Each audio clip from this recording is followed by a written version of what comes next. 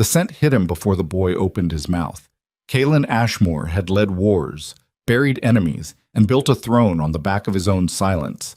But nothing in 34 years of blood and iron had prepared him for the smell of his own bloodline walking into the room on legs that barely reached the council table. A child. 7 years old, eyes like cold creek water and a jaw set with the kind of stubbornness that doesn't come from courage. It comes from never being taught fear.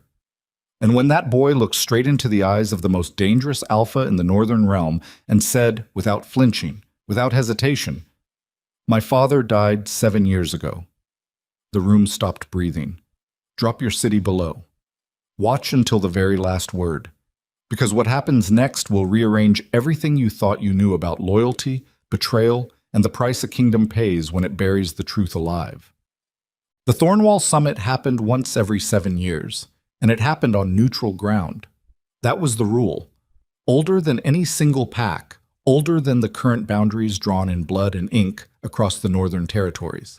12 packs, one gathering, no weapons drawn on the floor of the Thornwall Hall. The structure itself was built from black granite hauled down from the Ashridge Mountains 3 generations back, commissioned by Kalen's grandfather during the last Great Territorial War, a monument to the idea that wolves who could sit across a table from each other might, occasionally, stop tearing each other's throats out long enough to talk. It had never fully worked, but it kept happening. Kalen arrived last, which was intentional. He arrived last because every alpha in that room needed to be seated and settled and already tired of waiting by the time he walked through the doors. Tired men made smaller postures. Smaller postures meant the negotiation was already half won before the first word was spoken.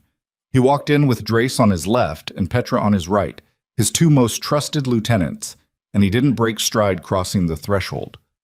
The hall smelled of pine pitch from the torches, cold stone, and the mingled scents of 11 other bloodlines all trying to hold their territorial instincts in check. Under that, wet leather, boot grease, the faint iron smell of old arguments. Kalen knew every face at the table before he reached his chair. Elder Voss Hartwell from the Iron Gate pack, 70 years old and still built like a man who had spent his youth dragging sleds through mountain snow. His 2 seconds flanked him like bookends. Across from him, Alpha Sora Marek of the Stonefen pack, 40 years old, recently consolidated her 3 eastern territories through a combination of strategic marriage and 1 very well-timed fire. Next to her, the Coldwater twins from the northern coast, nominally 1 pack, functionally 2, and everyone at this table knew it, but nobody said it out loud because that particular argument had already killed 4 mediators over the past decade. Kalen took his seat at the head of the table, which was not technically designated as the head, but which became it the moment he sat down. "Gentlemen," he said. "Ladies." "You're 20 minutes late," Hartwell said. "I am," Kalen agreed. He picked up the clay cup in front of him, smelled the contents, water, clean, no additives, and set it back down. "Let's begin." Drace pulled out the territorial maps and spread them across the center of the table without being asked. Petra positioned herself 2 steps behind Kalen's right shoulder, where she would remain until the session ended, or until someone made a move that required her to respond.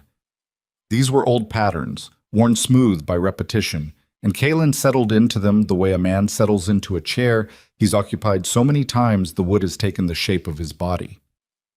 The first hour was boundary disputes.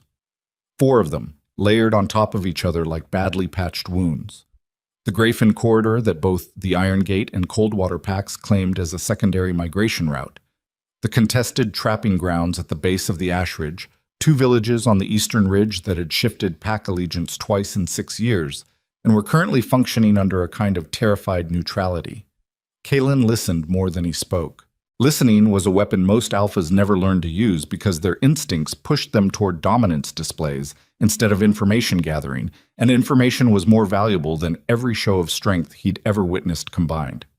He watched Hartwell's hands when the old man talked about the Grayfen corridor. They stayed flat on the table, no unconscious clenching, no territorial reflex. Hartwell didn't actually want the corridor, he wanted something else, and the corridor was his opening bid. He watched Alpha Marek's second, a lean young man named Callius, who kept glancing at the eastern ridge markings on the map. Not Marek herself, Callius. Someone in the Stone Fen pack had a personal stake in those villages that their alpha either didn't know about or had chosen to bring to this table without mentioning. Kalen noted both things and said nothing about either. The disputes wound through their first round. Positions staked out, countered, partially retreated from. The usual architecture of negotiation, everyone pretending their opening offer was their final word, everyone knowing it wasn't. He was halfway through the second round, drawing Hartwell out on the real issue beneath the Grafen claim, when the doors at the far end of the hall opened. Not the main doors. The side door, the one reserved for runners and message carriers, and the kind of urgent interruptions that couldn't wait for a session recess. Kalen didn't look up. One of his perimeter guards would handle it. But then the smell hit him. It came across the hall like a physical thing. Not strong, not overpowering, but distinct in a way that bypassed every rational filter and landed somewhere deeper. His own bloodline, yes. But younger, lighter, mixed with something else. Something that raised the hairs on the back of his neck in a way that had nothing to do with threat detection and everything to do with a recognition his body arrived at several seconds before his mind did. He looked up. The boy was already through the door, 7 years old maybe. Small for his age, or perhaps exactly right for his age. Kalen was not experienced enough with children to know the difference. Dark hair that needed cutting, pushed back from a face that was still soft in the way children's faces were, but with something behind the eyes that wasn't soft at all. He was dressed simply, worn trousers, a rough spun shirt that had been washed many times, boots that were practical rather than fine. He moved like a child who had spent his life outdoors, with that particular economy of movement that came from navigating difficult terrain. He walked into the hall and he looked directly at Kalen. Not at the table, not at the assembled alphas, not at the guards who had registered his entry and were already moving to intercept. At Kalen. Children did not look at Kalen that way. Adults with considerably more experience and considerably more spine didn't look at Kalen that way. There was no defiance in it. Defiance required an opponent, required the conscious staging of a confrontation. This was something else. This was a child looking at a thing he had been trying to find for a long time and finally locating it across a room. Kalen's guard Toron reached the boy first, stepping in front of him with one hand raised. "Summit's closed, kid. Runners only through that door." The boy looked at Toron without particular concern, the way a very focused person looks at an obstacle they plan to go around rather than through. "I need to talk to him," the boy said. His voice was higher than Kalen expected, still that reedy pitch of young childhood, but the cadence was older, slower. "You're not cleared for—" "I need to talk to him," the boy said again. The room had gone quiet in the way rooms go quiet when something has entered that nobody has a protocol for. The alphas at the table had stopped their arguments. The seconds and lieutenants had straightened in their chairs. Everyone was watching. Kalen raised 2 fingers. Torin stepped back. "Let him through," Kalen said. Torin hesitated exactly 1/2 second, the limit of what his discipline allowed before training overrode instinct, and then stepped aside. The boy walked to the table. He walked to Kalen's end of it, stopped about 6 feet away, and looked up at him. Up close the scent was stronger, and it was wrong. Not wrong like a lie.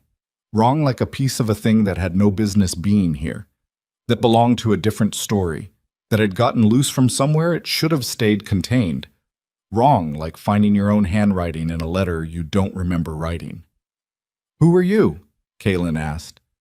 The boy's jaw tightened in a way that was startlingly familiar, though Kalen had never in his life seen this child before. "My name is Orion," the boy said. "Orion." Kalen kept his voice level. "Who brought you here, Orion?" "I came myself." "That's not what My father died 7 years ago." The silence that followed was absolute. Not the silence of a room that has paused, the silence of a room that has been struck.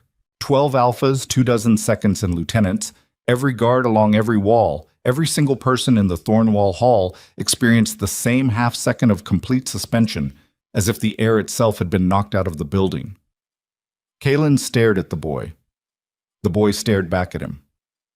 "My father died before I was born," Orion said. "That's what my mother told me. She said he was She said he was gone. That's what she told everyone. A pause. His small hands were at his sides, not quite clenched, but close.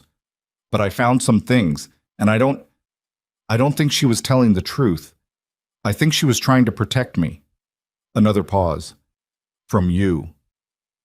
Somewhere to Kalen's left, he heard Hartwell make a sound that wasn't quite a word. Somewhere behind him, Petra had gone completely still.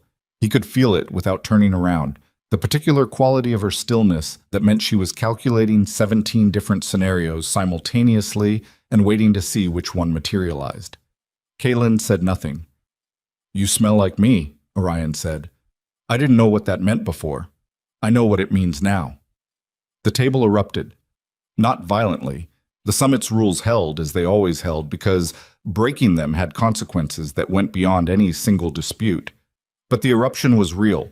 Voices raised, chairs shifted, the Coldwater twins both speaking at once while Hartwell's second leaned in toward the old man's ear, and from across the hall one of Marek's guards had already moved toward the side door as if to check whether anyone else was coming through it.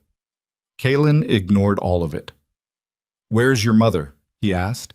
Something moved across the boy's face, fast, quickly controlled, but he was 7 years old and his control was imperfect, and Kalen caught it. Fear. Not of Kalen specifically, not in this moment, something else. Something that had happened before this moment, before this hall. "She told me to wait outside," the boy said. "Outside this hall?" "Outside the village. She said to wait by the well." He paused. "I didn't wait." Kalen turned to Drace. "Find her." Drace was already moving. "What is her name?" Kalen asked, turning back to the boy. The boy's jaw tightened again. "She goes by Mara," he said. "But that's not—" He stopped. "Not what?" "That's not what she told me her real name was, before she stopped talking about it." Kalen's chest was doing something he didn't have a name for. It was not pain. He knew pain in its every register from surface cut to deep structural damage, and this was none of those. It was more like pressure, like something that had been sealed in a container for a long time, and the container's integrity had just been compromised. He had been 26 years old when his mate disappeared. He was not going to think about that now, in this room, with 12 alphas watching his face for information they could use against him. He looked at Orion. "How did you find this gathering?" "I listened," the boy said simply. "My mother listens to everything. I learned from her." "She didn't want you here." "No." "But you came anyway." "Yes." Kalen held the boy's gaze for a long moment. Those eyes, the shape of them, the particular shade of gray-green that he associated with cold mornings, and one specific face that he had spent 7 years trying to stop associating with anything at all. "Sit down," Kalen said finally. He gestured to Torin. "Bring him a chair. Don't put it at the table, against the wall, there." "Kalen," Hartwell said, his voice carrying the careful weight of a man who knew he was treading somewhere sensitive. "This is a summit session. Whatever this is." "I'm aware of what this is, Hartwell." Kalen looked at the old man. "And you'll sit down and wait." Hartwell sat down. Kalen looked around the room, not quickly, but slowly, making contact with each alpha in turn. Not a challenge. Something older than a challenge. A statement of fact. "This is my hall right now, whatever the architecture says about neutrality. Move carefully." Nobody moved. Torin placed a chair against the wall to the left of the main doors, and Orion walked to it without being told twice. He sat with his hands flat on his knees, watching everything with those steady gray-green eyes. And Kalen noted with something that might have been reluctant recognition that the boy showed no interest in performing distress or bravado for the audience around him. He simply watched, filed, waited. "We will recess for 20 minutes, Kalen said to the table. "The summit schedule," Marek's second began.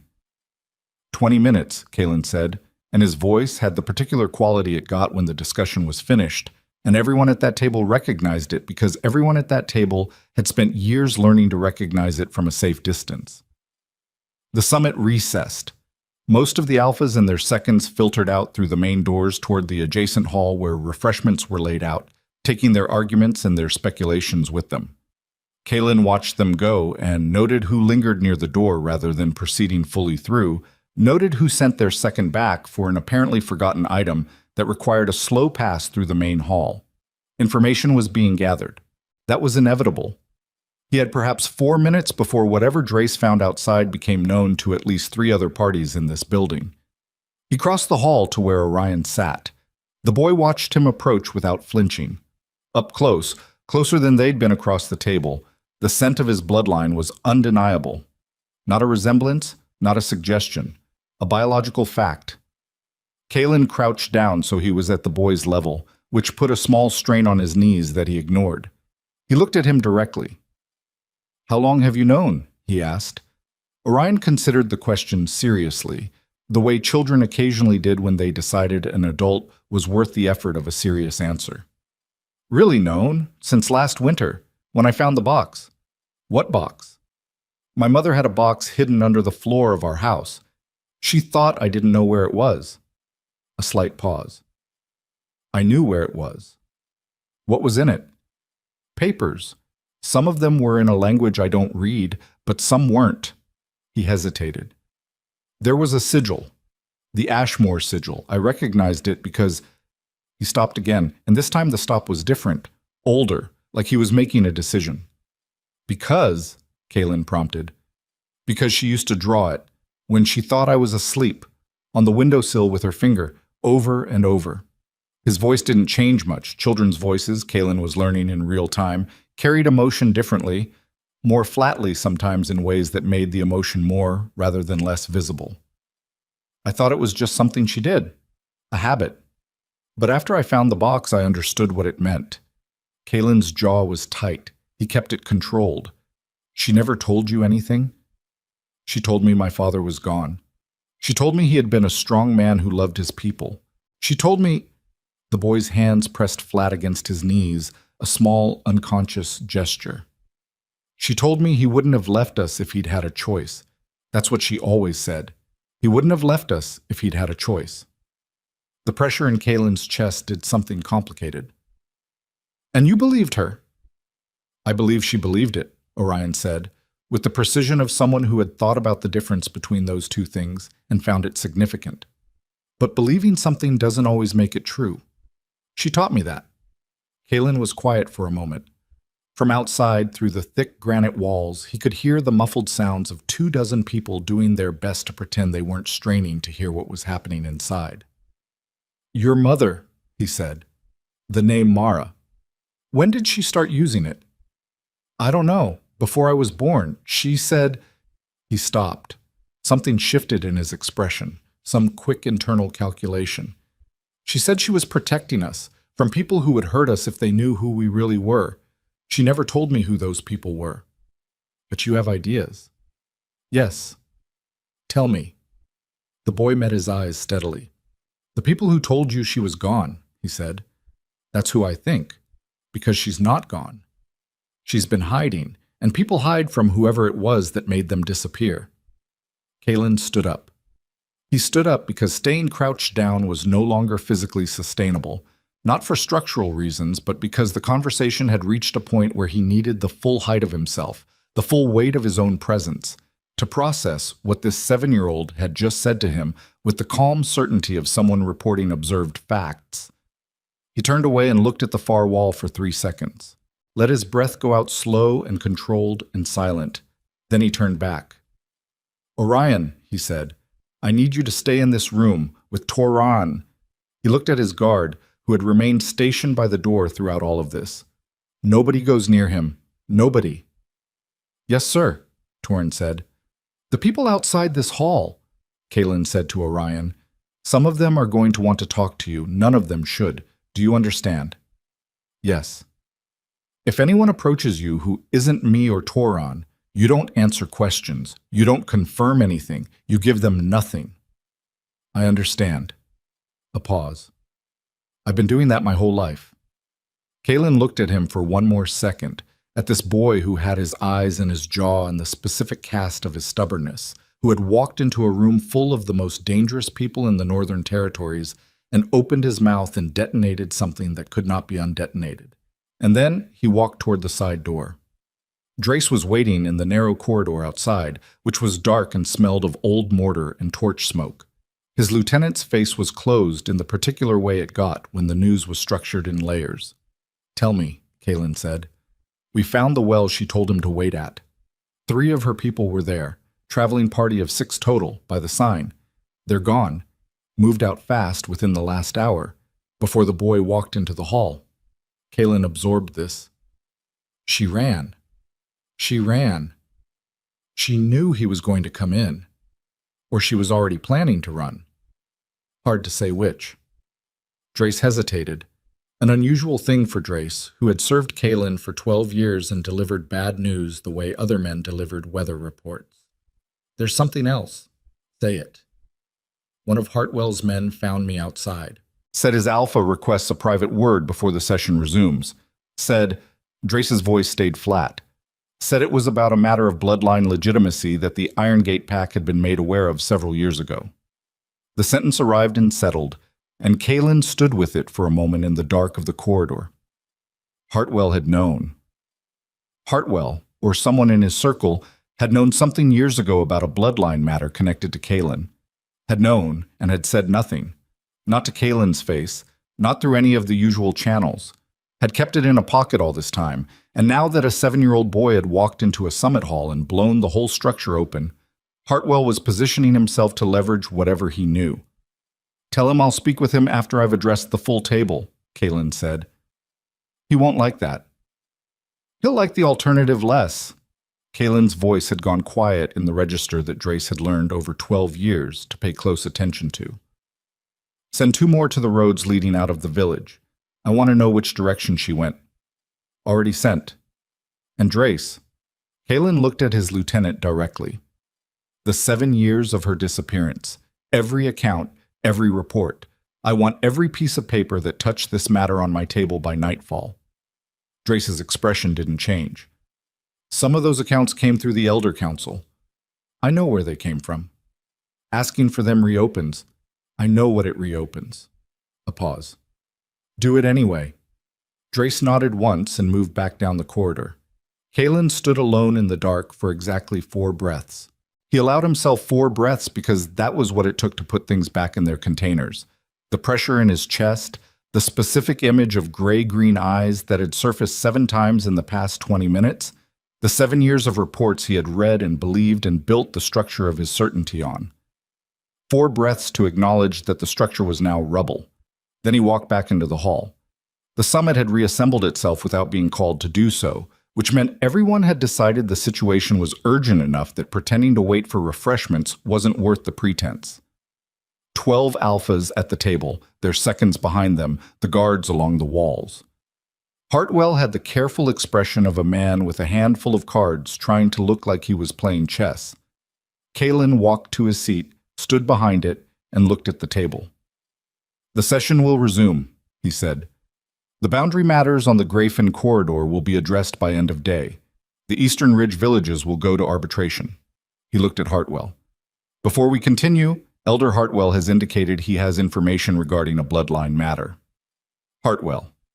The old man straightened. Around the table, the quality of attention sharpened.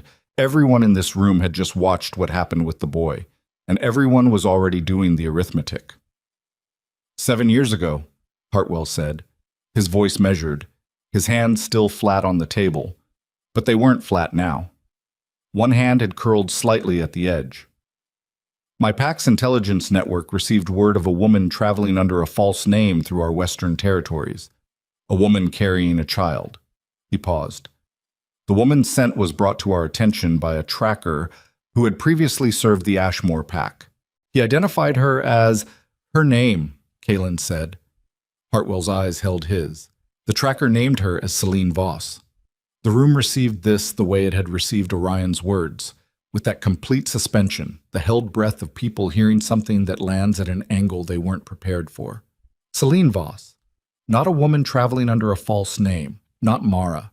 Celine Voss, who had been his mate, who had been found, allegedly found, dead in the northern wetlands 7 years ago, whose body had been identified by 3 Elder Council witnesses and carried back to Ashridge territory and given a burial that Kaylin had not attended because he was 3 territories away fighting a war that had been declared the week she disappeared, who had been dead for 7 years, who was apparently alive and running from a village less than 2 miles from this hall.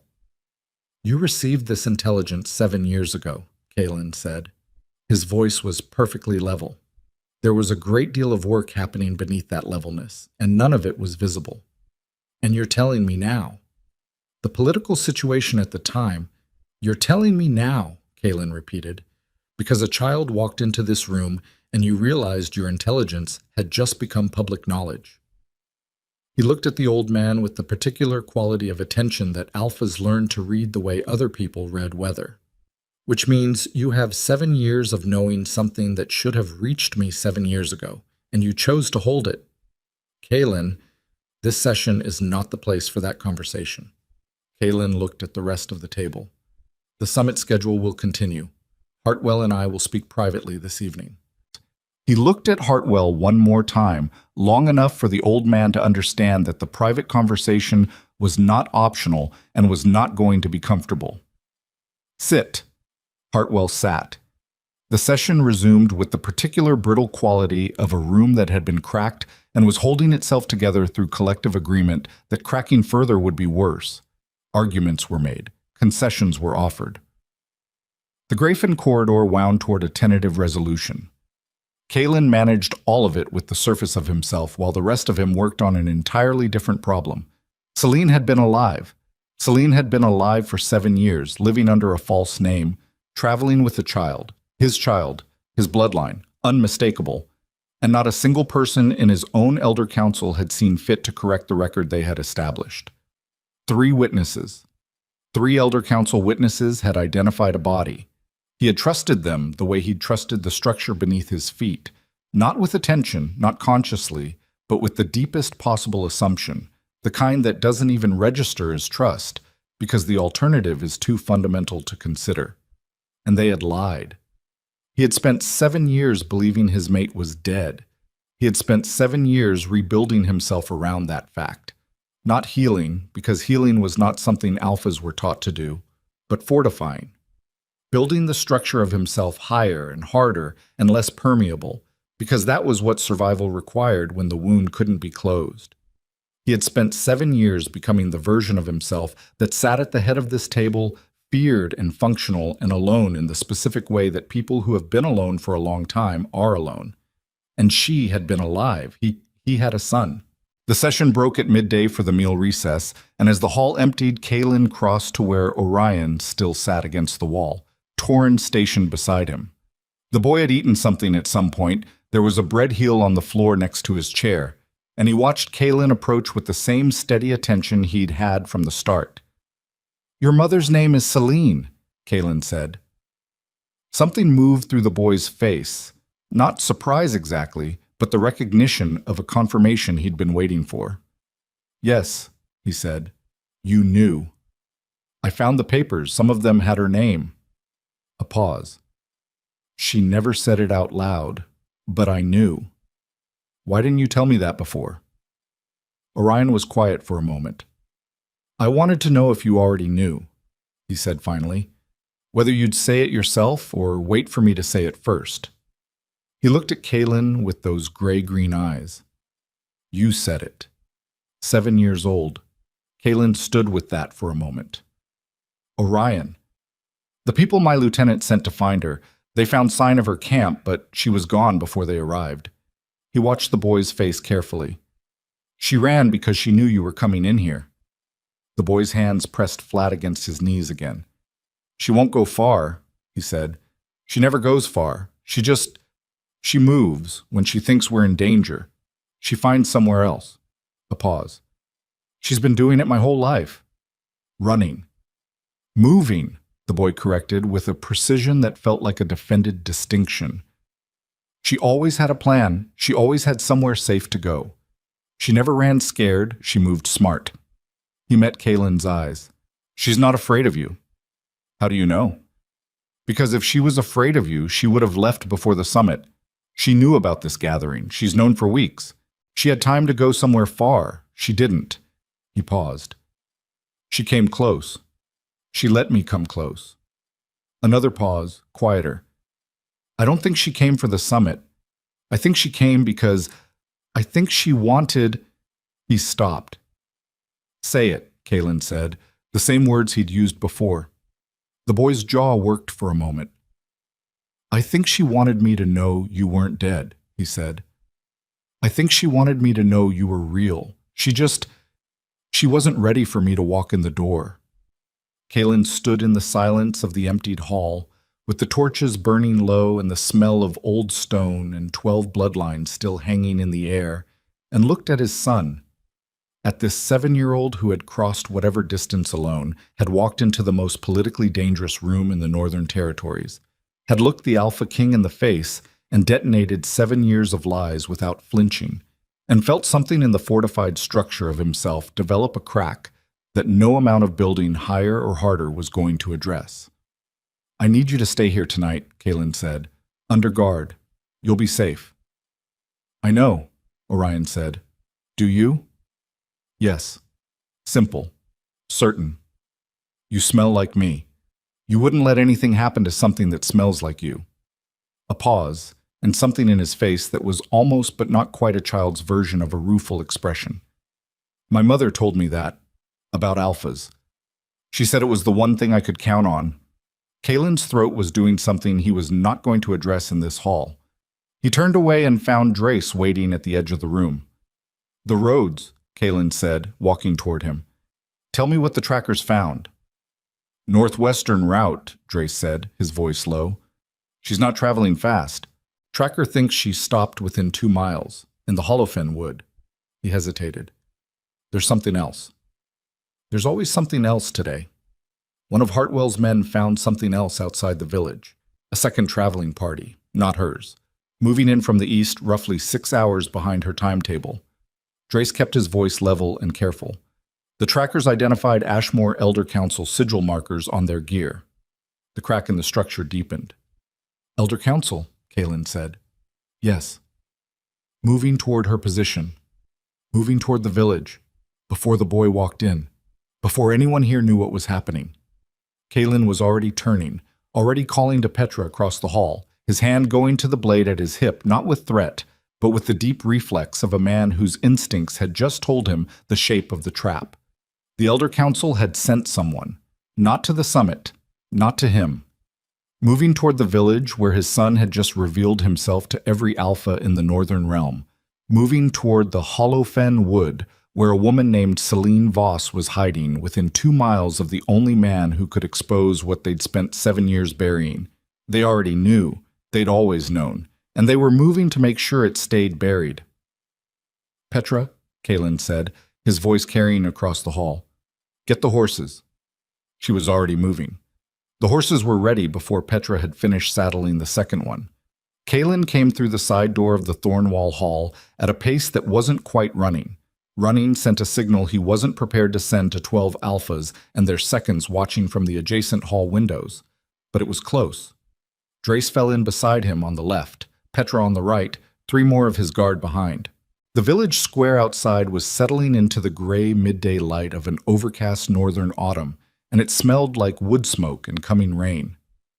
How far ahead is the Elder Council party? Kaylin asked. 4 hours, maybe 5, Drace said. If they stopped to confirm the boy's location after he walked into the hall, and they would have, they'd want to know what happened, then we've cut that lead in half. They have riders?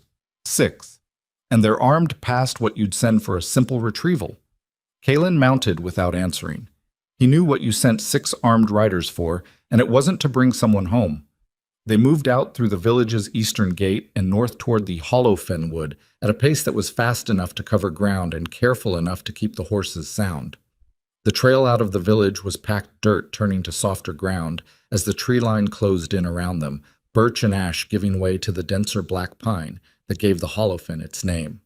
The light dropped and went greenish, and the air took on the cold, specific smell of standing water not far off. Kaylin rode and thought about 7 years. He thought about the 3 Elder Council witnesses who had identified her body, Aldrich, Severn, and Dane. Two of them were still alive. He had spoken with Aldrich as recently as 3 months ago at a territorial review, had sat across a table from the man and listened to his recommendations on border security and grain allocation, had looked at his face and seen nothing in it but the familiar features of an elder he'd known his entire adult life. A man who had watched him grow up. A man who had served his father. A man who had looked at him and said, 7 years ago, we found her in the wetlands, and Kalen had taken that sentence into his body and built his life around it. The crack in the structure of himself that had started in the hall was now something larger. Not collapse, he didn't allow collapse, but the kind of damage that changed what a structure could hold. He felt it in his jaw, which was tight in a way that was starting to ache, and in his hands on the reins, which were controlled and still and doing more work than reins usually required. He didn't let himself think about Orion's face. Not yet. He'd put that in a container and sealed it, and he would open it when there was room, when the immediate problem was resolved. When he was somewhere that wasn't a saddle, moving through darkening trees toward a woman who had spent 7 years running from people he had trusted with his life. Petra rode up beside him. Tracker says the trail branches at the Hollowfin Fork. One route goes deeper into the wood, longer, harder ground, better for staying hidden. The other cuts northwest toward the old mill road. She'd take the wood route, Kalen said. Why? Because the mill road is faster. She knows that. She also knows anyone who knows her would know she'd take the faster road if she was running scared. A beat. She doesn't run scared. She moves smart. He heard his own words and recognized whose voice they were paraphrasing. Take the wood route. Petra dropped back. The hollow fen wood deepened around them. The trees here were old. Not ancient, not the kind of old that had names and stories attached, but old enough that their roots had buckled the ground into irregular ridges, and their canopy was dense enough that the overcast sky above had disappeared behind interlocking branches. The horses picked their way carefully. Sound carried differently in here, flattened and absorbed, so that the snap of a branch 20 feet away arrived with the same weight as one directly underfoot. Kalen heard the voices before he saw the camp. 2 voices. No, 3. 2 adults, 1 child. Low and rapid, the tone of people in the middle of an argument that had started before these particular words. He raised a fist. The party stopped. He dismounted, handed his reins to Drace without looking at him, and moved forward on foot through the underbrush. The voices became clearer. A woman's voice, low and controlled, and doing a specific kind of work. The work of keeping calm under pressure. The deliberate calm of someone who had practiced it until it became second nature. Orion is not here. I told you. The boy walked into the hall an hour ago. A man's voice. Flat. Professional in a way that had nothing to do with any official function. Every alpha in the Northern Territories saw him. Then you already have what you came for. Her voice didn't waver. There's nothing left here that requires your attention. The Elder Council sees it differently. Kalen moved through the last line of brush and saw them. The camp was minimal. A fire pit that had been recently kicked out, 2 packs on the ground, a single horse tied to a birch tree. 3 of the Elder Council's riders stood in a loose formation around a woman who was standing with her back to a thick pine. And even from here, even across 10 yards of forest floor and 7 years, Kalen knew her. She was thinner. That was the first thing, the unavoidable physical fact. Her face had sharpened in ways it hadn't had before. The softness of her 20s replaced by something more economical, like a knife that had been sharpened past the point of decoration.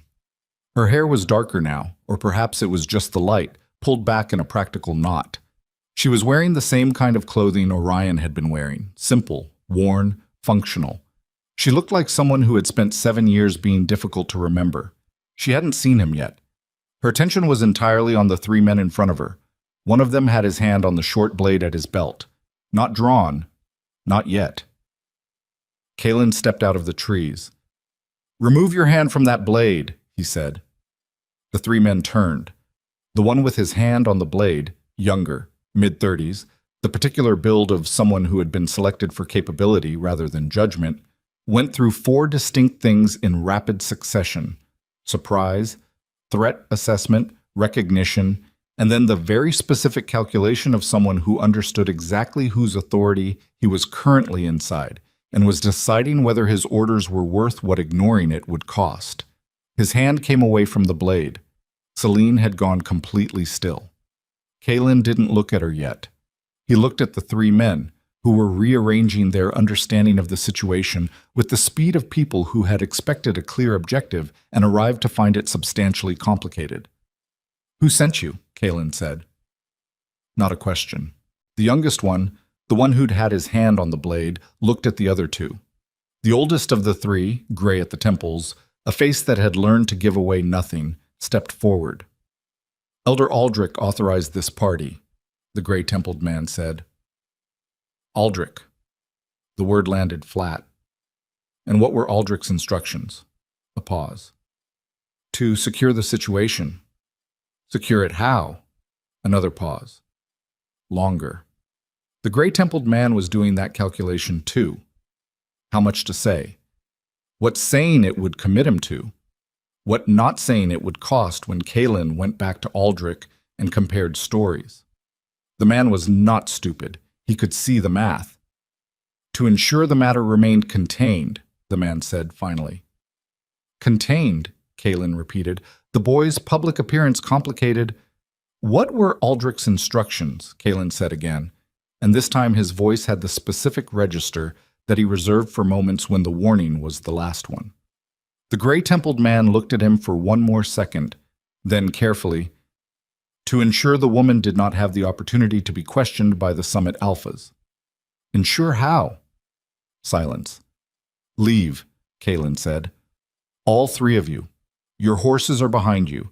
You have a 1-hour lead before I send my own riders after you, and in that hour I would strongly recommend covering as much ground between yourself and Aldrich as possible, because the conversation I have with him tonight is not going to be one he enjoys, and proximity to him at that point will not serve your interests."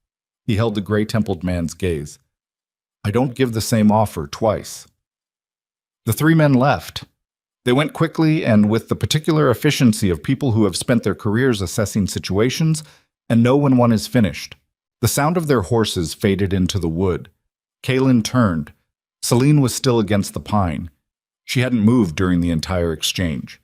She was watching him with an expression that he couldn't read, not because it was blank, but because it was layered in a way he didn't have the context for. 7 years of context, he had not been present for sitting in her face like sediment in still water. Neither of them spoke for a moment. "Where's Orion?" she said finally. "In the hall. Under guard. He's safe." Something in her shoulders. Not relief. Not exactly. But the slight reduction of one specific tension while every other one remained.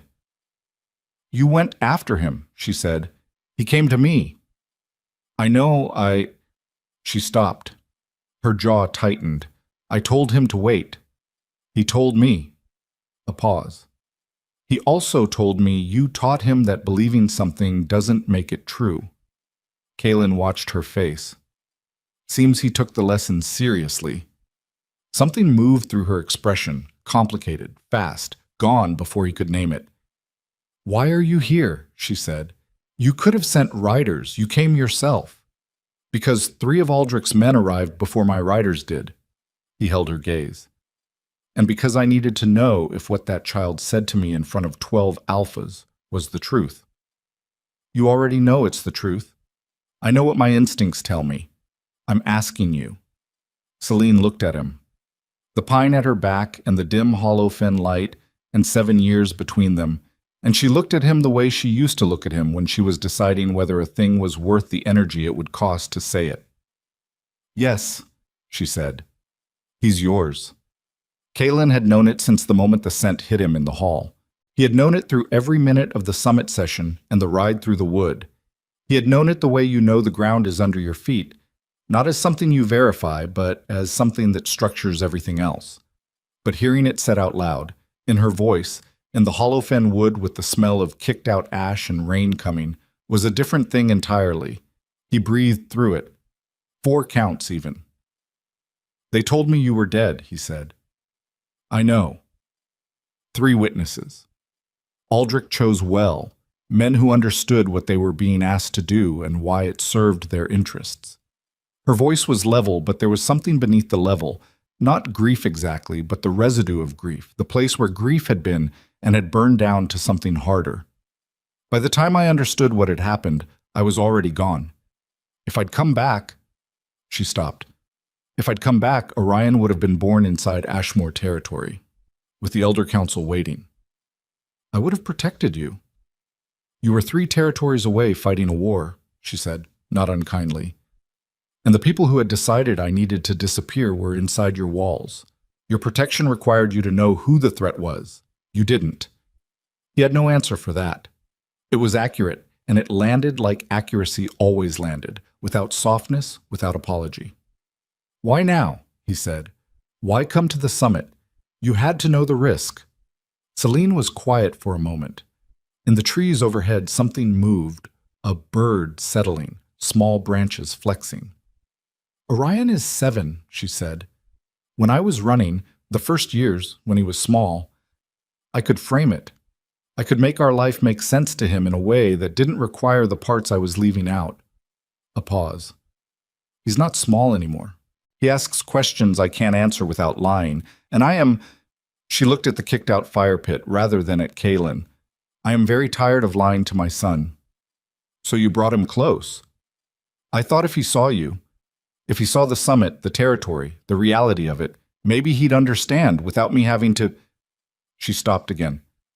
I miscalculated how much of you is already in him. He walked in there alone.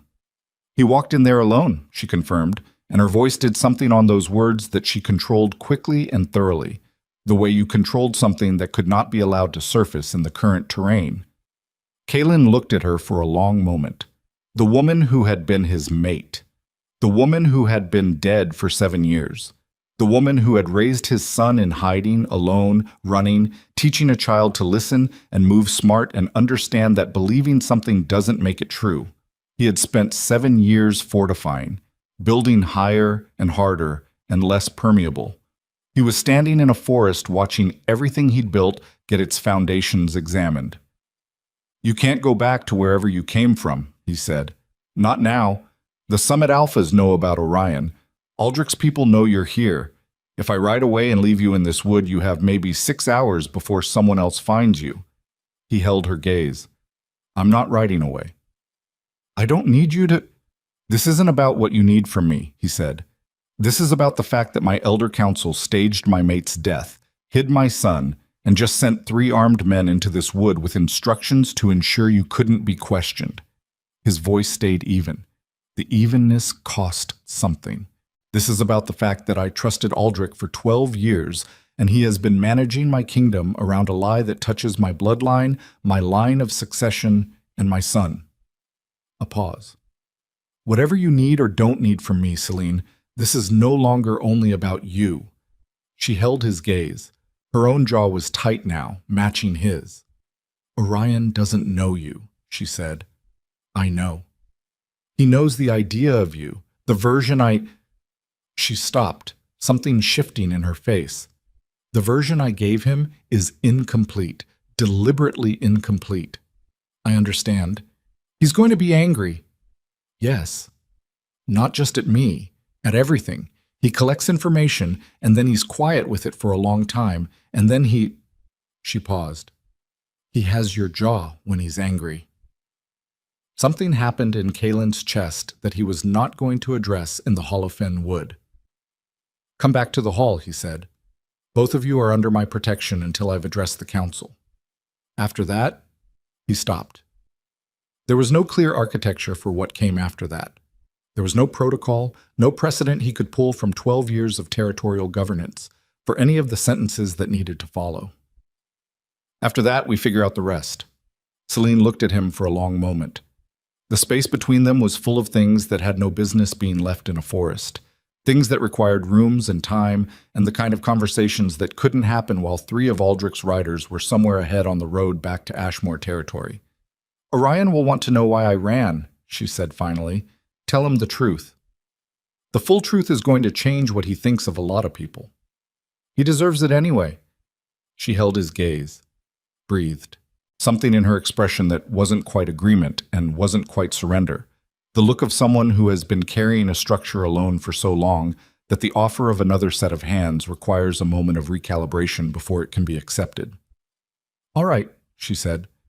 They rode back through the Hollowfen Wood as the first rain began, a thin, cold rain that came through the canopy in irregular drops and darkened the pine needles black. Celine rode her own horse. She had not accepted a hand-up, had mounted alone with the efficiency of someone who had been doing everything alone for 7 years and had the reflexes to prove it. Kaylin rode beside her and didn't push for conversation, and she didn't offer it, and the space between them held all the words that weren't ready yet with the kind of pressure that precedes weather. They came out of the tree line into the village with the Thornwall Hall's torches visible through the rain, and Drace rode up alongside. "Hartwell's been asking for you," Drace said. "He can wait." "He's not the only one. Marek sent a message. The Coldwater twins jointly, first time in 6 years apparently, also sent a message. About the boy. About the boy, the bloodline question, and the apparent implication that the Ashmore Elder Council has been operating in a way that—" Drace's voice stayed flat and professional. "That raises certain questions about the stability of Ashmore leadership and the validity of decisions made under potentially compromised council." Kaylin absorbed this without reacting. He had known it was coming.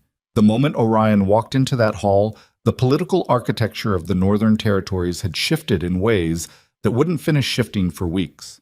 Every alpha at that summit had just been given a lever. Not a weapon, not yet, but a lever. And people with levers used them. He dismounted in the square and looked up at the Thornwall Hall's entrance and thought about what was waiting inside it. Orion, with his flat hands and his gray-green eyes and 7 years of questions. Hartwell, with his carefully held intelligence and his political positioning. 12 alphas calculating the value of what they'd witnessed today. And somewhere, riding hard toward Ashmore territory, 3 riders carrying news that would reach Aldrich before morning. "Send word to Ashmore," he said to Drace. "Nobody enters or leaves the Elder Council chambers until I return. If Aldrich attempts to move—" He stopped. "Yes?" Drace said. "If Aldrich attempts to move," Kaylin said quietly, "remind him that the last man who ran from me in this territory didn't finish the trip." Drace nodded and moved off.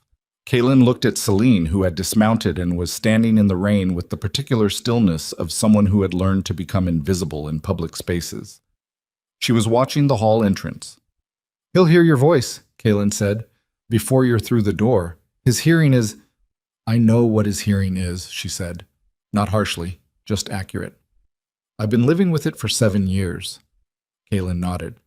They walked through the entrance together, and the door opened onto the main corridor where Toran was stationed at the inner hall door, and before either of them had taken 3 steps inside, a child's voice came through the thick oak of the inner door, not calling out, not in distress, just steady and certain, the way it had been steady and certain across the council table an hour ago.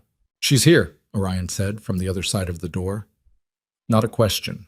A fact he had registered before either of them had announced themselves, before any door had opened. From 15 feet away, in a sealed room, registered and stated, the way someone states a thing they have been waiting a very long time to be true. Celine's hand, at her side, closed briefly into a fist and then opened. Torin looked at Kaylin. Kaylin nodded. The guard opened the door. Orion was standing in the center of the hall. Not at the chair against the wall where Kaylin had left him. He had moved to the center, which meant he had heard them in the corridor and walked to meet the midpoint. He looked at his mother, and his mother looked at him, and 7 years of careful architecture trembled in the air between them.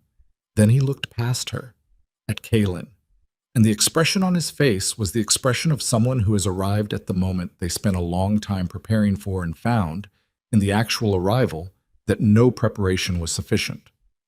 "You came after her," he said. "Yes," Kaylin said, "because of what I said in the hall." "Because of what you said in the hall," Kaylin confirmed. Orion looked at his mother again. His jaw had that tight quality. His hands were flat at his sides, the same gesture, the same unconscious anchor. "You were going to run," he said. Celine looked at her son. "Yes," she said. The same word she had given Kaylin in the forest, the same weight, the same precision. "You were always going to run," Orion said. "That was always the plan. You never—" His voice did something, quickly corrected.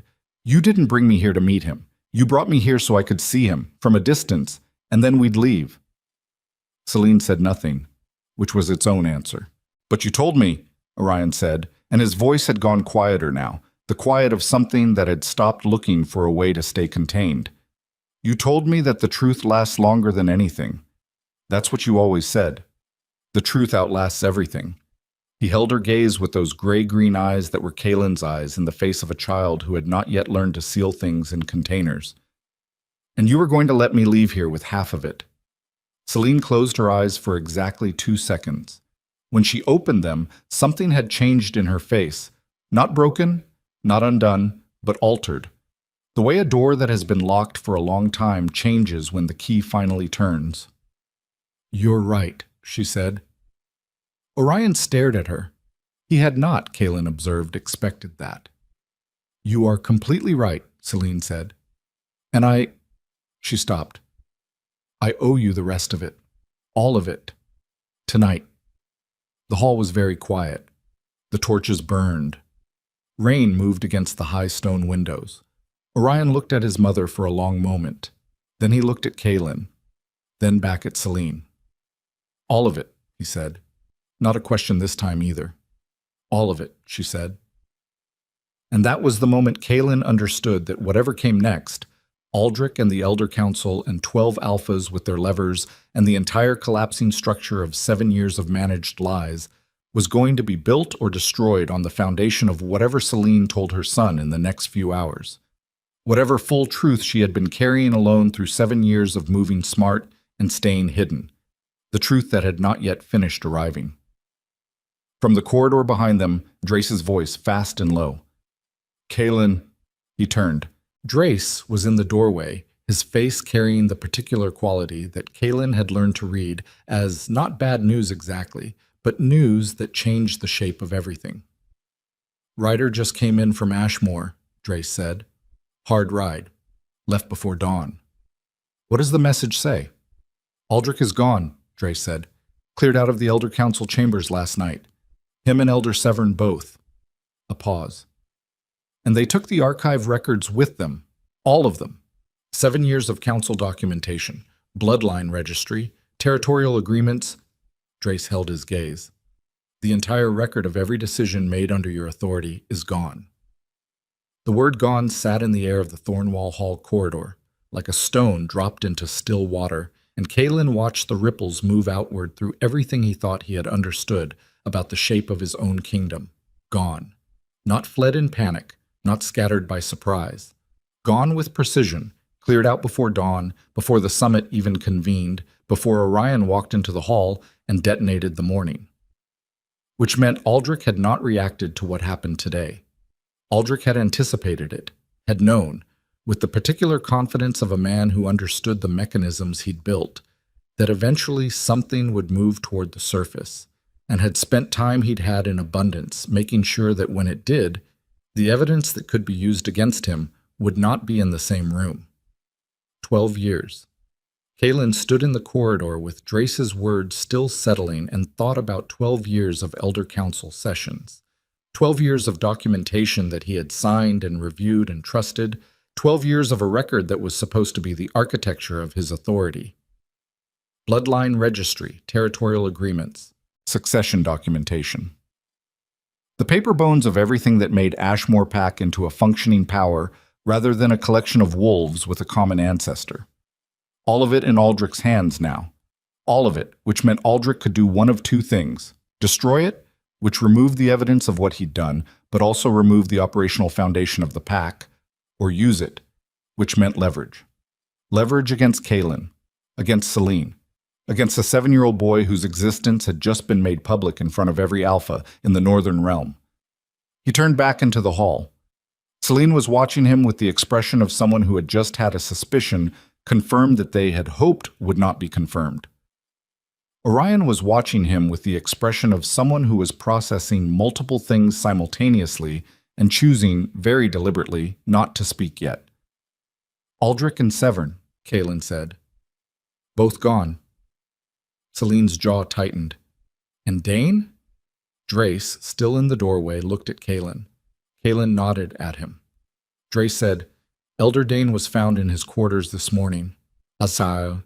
The writer says he won't speak to anyone but Alpha Ashmore directly. Then he's scared, Selene said. Scared of what? Kalen said, not directing it at her specifically, directing it at the room, at the shape of what was assembling itself out of the pieces arriving one after another. Scared of what Aldrich and Severn left behind, Selene said. Her voice was careful now, specific, the voice of someone who had spent 7 years thinking about this and was finally in a room where saying it out loud served a purpose. Dane was the weakest of the three. He identified my body because he was told to, but he didn't. She paused, choosing. He didn't understand the full scope of it. He thought it was a succession matter, a temporary measure. He thought I would be compensated, relocated, that eventually, her jaw tightened. He spent 7 years finding out what eventually actually looked like. He knew you were alive, Kalen said. He knew enough. She met his eyes. He knew enough to be useful to Aldrich, and not enough to feel clean about it. Kalen looked at Drace. Get a rider back to Ashmore tonight. Dane doesn't leave his quarters, and nobody enters them until I arrive. Nobody. Not pack guard, not council staff, not anyone operating under elder authority. The council staff will push back on that. Then push back harder. He held Drace's gaze. The elder council's authority is suspended as of this moment. All of it. Every operational decision goes through Petra until I return. Drace absorbed this without expression. It was not a small thing. Suspending Elder Council authority without formal pack assembly and documentation was the kind of action that rewrote the power structure of a pack and invited every territorial neighbor to recalculate their risk assessments. Kalen knew that. He also knew that every hour he waited was an hour Aldrich used, and Aldrich had a head start in the archives. Yes, sir, Drace said, and moved back into the corridor. Kalen turned to Petra, who had been stationed by the hall's inner door since they returned from the wood. We leave at first light. The summit session, she said. Not as an objection, as a variable requiring assessment. The summit session continues without me. He looked at her steadily. Hartwell already knows more than he should. Keep him in conversations. He'll stay if there's still something to negotiate. Marek will stay as long as Hartwell stays. The Coldwater twins are already in the middle of something with each other, and this hall is neutral ground, so they'll stay. He paused. The summit continues. It just doesn't need me in it. Petra nodded once. He looked at Selene. You'll ride with us at first light. She met his eyes. There was a moment, brief, the length of a decision being made. Yes, she said. He looked at Orion. The boy was watching him with those gray-green eyes that had already seen too much today and were still taking things in, still filing, still building the internal architecture of a child who had walked into a storm and intended to understand every piece of it before he stopped. You'll ride with us too, Kalen said. Orion looked at his mother. She nodded. He looked back at Kalen. I want to hear everything, he said. What Dane says. All of it. Orion, Selene started. All of it, the boy said again, and the quality of his voice left very little room for the sentence to go anywhere else. You said tonight, the full truth. Selene held his gaze for a long moment. Then she said, tonight. The rain came down harder against the high windows, and the torches burned, and the Thornwall Hall held all of its silence around 3 people who were learning the shape of what they were to each other in the middle of the wreckage of what had been done to all of them. They rode for Ashmore at dawn. The route was 8 hours on good roads, and the roads were not good. The autumn rains had softened the packed dirt of the main territorial road into something that slowed the horses and demanded constant attention. Kalen rode at the front. Selene rode behind him to his left. Orion rode beside his mother, which he had established without discussion by positioning his horse there when they mounted in the village square, and nobody had suggested otherwise. They didn't speak much in the first hours. The landscape moved around them, the northern scrubland giving way to the rockier terrain of the mid-territories, the gray sky pressing down flat and close. Kalen watched the road and the tree lines and thought about Aldrich. 12 years. He kept returning to that number the way a tongue returns to a broken tooth, not because there was anything useful in the returning, but because the damage was there and the body needed to account for it. 12 years of a man at his counsel table. 12 years of advice received and trusted. 12 years of decisions made on foundations that had been quietly, methodically hollowed out from underneath. The thing about betrayal that no one told you, the thing that couldn't be prepared for regardless of how many times you'd witnessed it in others, was not the fact of it.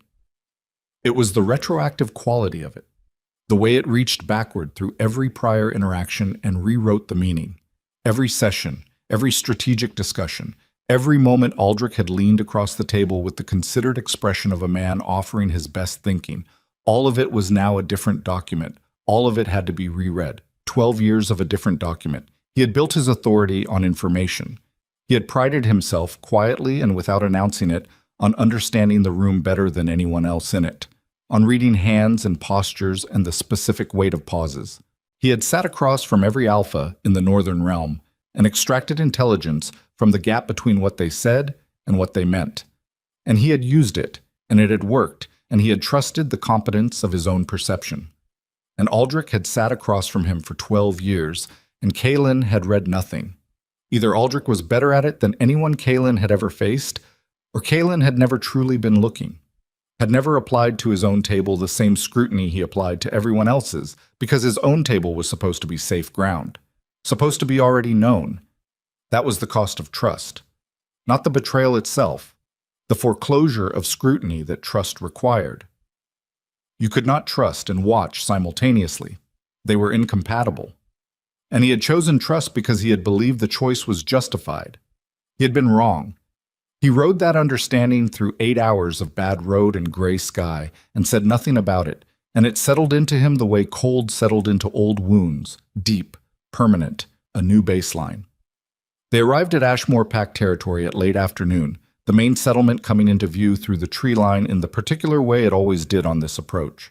First the high watchtower, then the smoke from the central fires, then the outline of the main hall against the ridge. Home. Kaelin looked at it and felt the word apply, and simultaneously felt the word become more complicated than it had ever been. Petra had sent riders ahead. The pack was aware, not of the details, but of the shape of it. The Elder Council chambers were sealed. The perimeter guard had doubled.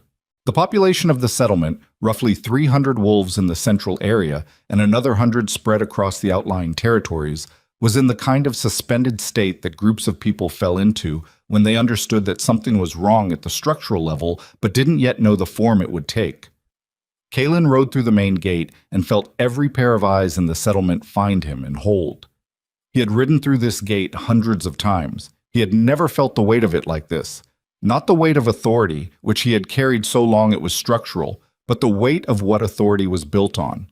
The eyes watching him were the eyes of people whose bloodline records were gone, whose pack agreements were gone, whose settled understanding of who they were in relation to everyone else was sitting in Aldrich's hands somewhere in the Northern Territories, being used as a tool or being burned into ash. He dismounted in the central yard and handed his reins off without looking and walked directly toward the Elder Council wing. Celine dismounted behind him. She stood in the yard of the place she had last been 7 years ago, as a different person with a different life ahead of her. And she did not look at it the way someone looks at a homecoming. She looked at it the way she had looked at the riders in the Hall of Fenwood, with clear eyes and no excess feeling, the assessment of someone cataloging what was present and what was dangerous, and what required immediate attention. Orion dismounted and stood beside her. He looked at everything. He looked at the yard and the main hall and the watchtower and the faces of the pack members standing at careful distances. He looked the way he always looked, steadily, filing, not performing anything for anyone watching. Then he looked at the Elder Council wing, and something in his face tightened in a way that Kaelin, already walking away, didn't see. Elder Dane was in the second room of the council wing, which was a working room rather than a formal chamber. Plain table, 4 chairs, a fire that someone had thought to build up, a small window that looked out on the inner yard. He was 63 years old, and he looked, when Kaelin pushed open the door, like a man who had aged past 63 in the preceding 24 hours. His face was the color of cold ash. His hands on the table were folded and still with the rigid stillness of someone controlling a tremor. He looked at Kaelin. His eyes moved to Celine, who had come through the door behind Kaelin and stopped just inside it. Whatever color had remained in Dane's face left. "She's alive," he said. The words were barely sound. "Sit down, Dane," Kaelin said. I knew she was—" He stopped. His folded hands tightened against each other. "Aldrich said she'd been moved somewhere safe. I thought—" "You didn't think," Kaelin said. He pulled out the chair across from Dane and sat down, and his voice was quiet in the register that meant the quiet was doing a great deal of work. "You chose. Those are different things, and right now the difference matters." Dane looked at him. The old man's eyes were doing something complicated. Guilt and fear occupying the same space in a combination that was curdling toward desperation. "Tell me what you knew," Kaelin said. "From the beginning. All of it." Dane breathed, a long, unsteady breath, and then he started to talk. He talked for a long time. The structure of it was not what Kaelin had expected, and it was worse than what Kaelin had expected, which was a combination he had not been prepared for. He had expected ambition, straightforward ambition, an heir buying elder support to clear the path to succession. That was the story Kaelin had been building in his head since the Hollowfen Wood, the story he had been preparing to dismantle. Ambitious heir, corrupted elders, a woman removed from the board as a tactical maneuver. It was not that. It was colder than that. There was no specific heir. There was no single orchestrating ambition. There was instead a coalition, 4 elders, 3 of them now gone, and 1 sitting across this table, who had looked at Kaelin 7 years ago and seen an alpha who was becoming something they had not contracted for when they'd supported his ascension.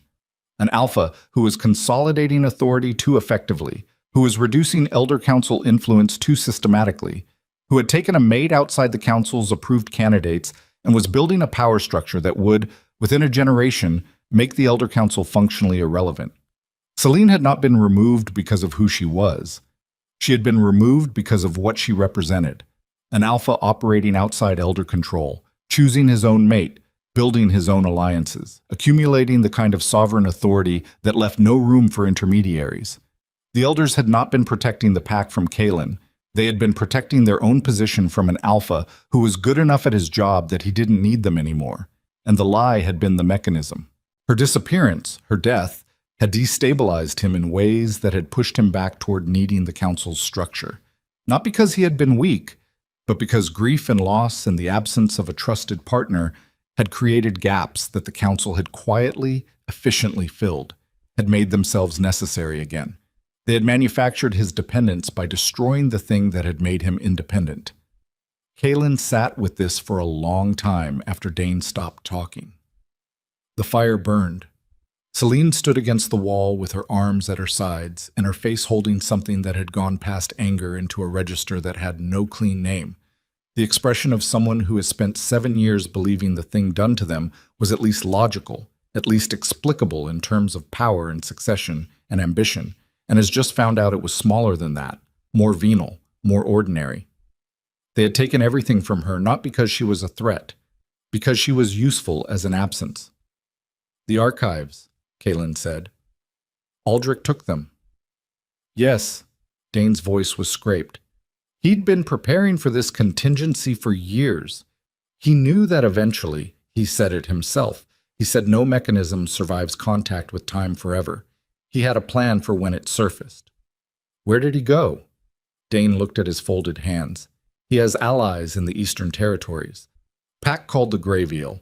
They've had an arrangement for—" He stopped, recalculated. "For as long as I've been aware of the Council's operations outside your knowledge." "Greyveal Pack," Kaelin said. "Alpha there is a man named Torith. He and Aldrich have a history that predates your father's tenure. Old debt? Old alliance?" Dane looked up. "Torith has no love for Ashmore territorial expansion.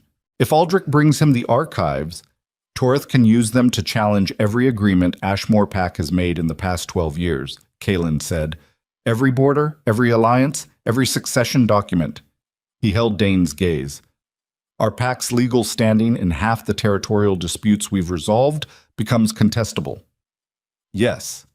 Celine pushed off the wall. She walked to the table and she looked at Dane with the steady, clear attention of someone who has been waiting a very long time for a room like this one. "The witnesses to my death," she said. "Aldrich, Severn, you. 3 signatures on the identification record." Her voice was level and specific and left no space for anything that wasn't a direct answer. "Where's the original identification record?" Dane looked at her. "Aldrich took it with the archives." "Is there a copy?" A pause. "There was, in the secondary records chamber. Aldrich would have—" He stopped. Something moved through his face. Not quite hope, too hollowed out for that, but the look of someone who has realized they might have something left to offer. "I don't believe he would have known about the secondary chamber. It was established by your father's council before Aldrich's tenure. Some records were duplicated there as a safeguard. I don't know if the identification record is among them, but—" "Where is it?" Kaylin said. "Behind the old grain assessment office. East wall of the original settlement. It hasn't been accessed in I don't know how long." Kaylin stood. "Petra," he said, without raising his voice, knowing she was positioned outside the door and had been throughout. The door opened. "Sir?" "Secondary records chamber, east wall, take 2 and go now." Petra moved. Kaylin looked at Dane. The old man's face was folded in on itself. The specific collapse of someone who has been carrying a structure that has just been condemned. He was not going to run. He didn't have enough left for running. "You'll give a full accounting," Kaylin said. "Everything you know about the council's operations outside my authority. Every name, every arrangement, every exchange. You'll give it in writing and you'll give it tonight." "Yes," Dane said, barely audible. "And Dane." Kaylin waited until the old man looked up at him. "If there is a single piece of what you tell me tonight that I later find to be incomplete or adjusted, a single name missing, a single arrangement softened, you will not have the opportunity to adjust it again. Do you understand me?" "Yes," Dane said. "Then start writing." Kaylin left the room and closed the door behind him. He stood in the corridor for 4 breaths, the same 4 breaths he'd taken in the dark passage at Thornwall Hall, the same discipline, the same container, and then he turned and found Celine standing 2 feet away. She had followed him out. She was watching him with the gray-green eyes that their son had inherited, and in the corridor's dim torchlight, her face held the particular quality of someone who is about to say a thing they have been carrying alone long enough that they are no longer able to carry it in silence. "I want to see Orion," she said, "before anything else happens tonight." "Where is he?" Kaylin asked. "He went with one of your guard to the east yard. He said he wanted to see the territory." Kaylin was quiet for a moment. He thought about a 7-year-old boy standing in the east yard of Ashmore Pack Settlement, looking at the territory that was his bloodline inheritance, that had been kept from him by the same people who had kept his parents from each other. Looking at it with those flat hands and those steady eyes, filing everything. "We'll go together," he said.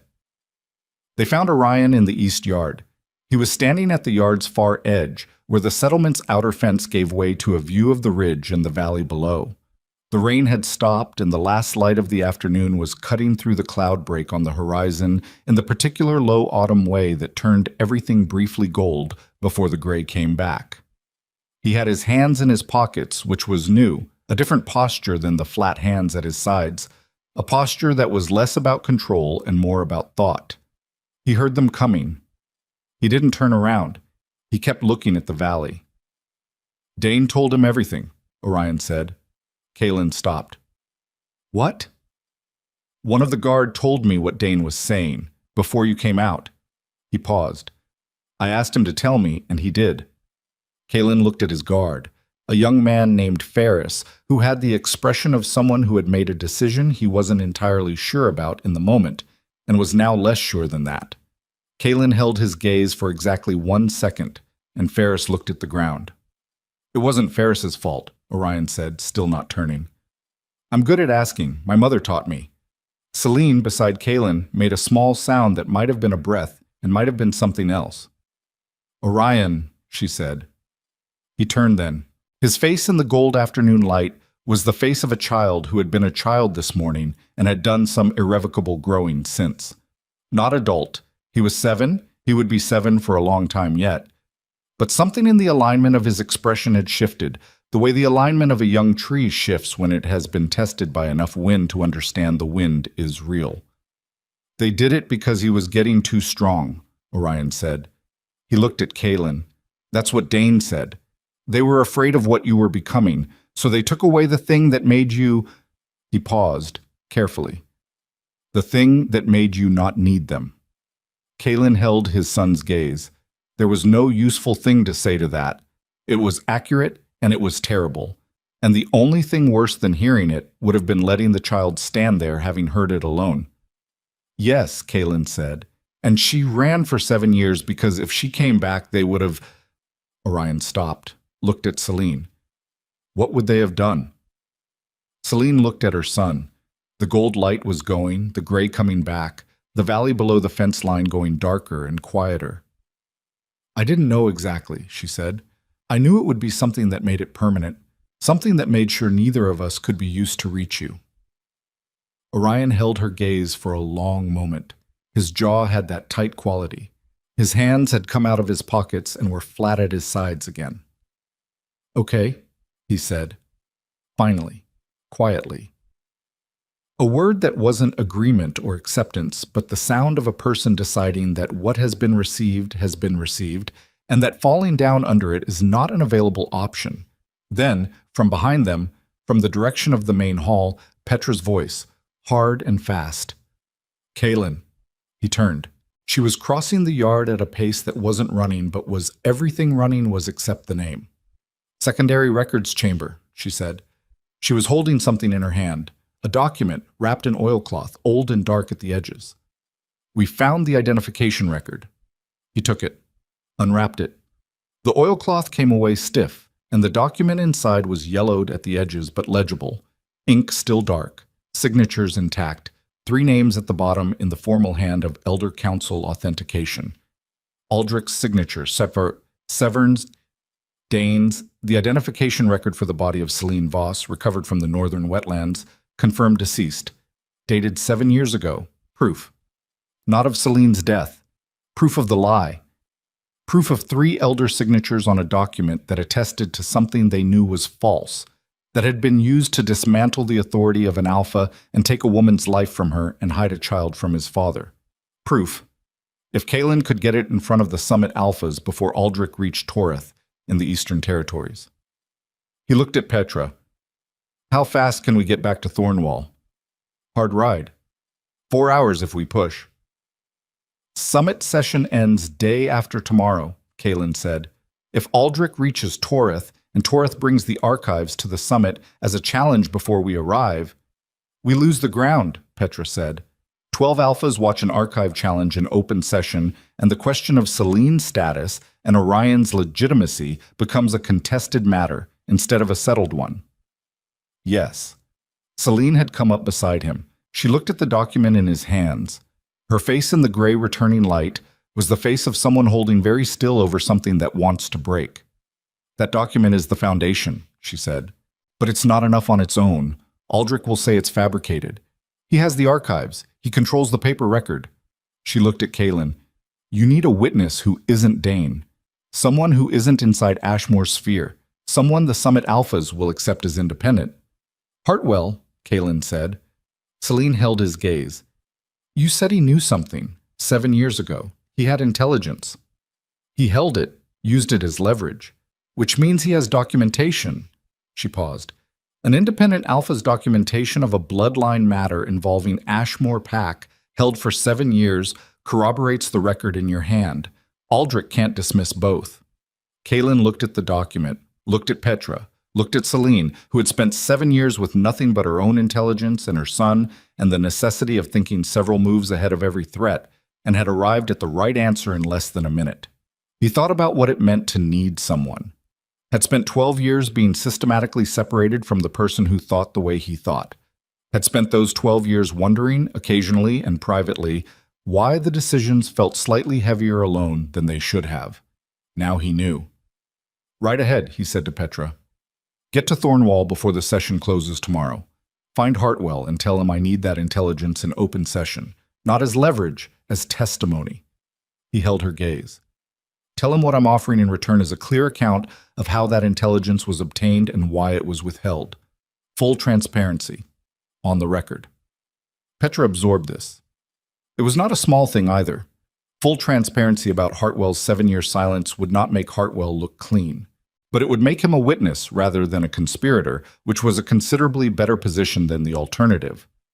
He'll want guarantees, Petra said. Tell him the guarantee is that if he doesn't testify and Aldrich reaches Toreth first, every alpha at that summit is going to spend the next decade managing the fallout of a corrupted archive in Greyville hands, and his territories share 3 borders with packs who owe Ashmore outstanding agreements. Kaelin held her gaze. Tell him the guarantee is that this is the better option, and he's smart enough to know it. Petra nodded and was already turning. And Petra, he said. She stopped. If Aldrich's riders are on the eastern road, if there's any sign he's moving faster than expected, send word back immediately. His voice was level and quiet, and underneath the level there was something that had been building since the Thornwall corridor and had not finished building. I need to know if he reaches Toreth before we reach Thornwall. Petra looked at him for exactly 1 second with the expression of someone who has served a person long enough to hear the thing beneath the words. Yes, sir, she said, and moved. Kaelin stood in the east yard of his settlement with the identification record in his hands, and his son standing 10 feet away, and the woman who had been dead for 7 years standing beside him, and felt the full weight of what the next 12 hours required. He had a document. He had a frightened elder writing a confession inside. He had, possibly, a summit alpha who would testify if the calculus favored him. He had 4 hours of hard road between himself and the only room where all of it could be presented before Aldrich moved the game to a different board. What he did not have was the archives. What he did not have was Aldrich in a room. What he did not have was any guarantee that Petra's ride would be faster than Aldrich's head start, or that Hartwell would calculate correctly, or that 12 alphas who had spent a day reassessing their territorial positions would be willing to let the truth of this matter override the political convenience of a contested outcome. He had walked into every negotiation of his adult life with better odds than this. He looked at Orion. The boy was watching him with those steady eyes in the fading light, and there was something in his expression that Kaelin did not immediately recognize, and then did. It was the expression of someone who was ready, not unafraid, not certain, ready. It was the same expression Kaelin had seen in his own reflection on the mornings before hard things, and he had not known until this moment that it was something a person could be born with. From the main hall behind them, a pack member ran into the yard, young, breathing hard, the face of someone carrying news that had been urgent for longer than it took to find its recipient.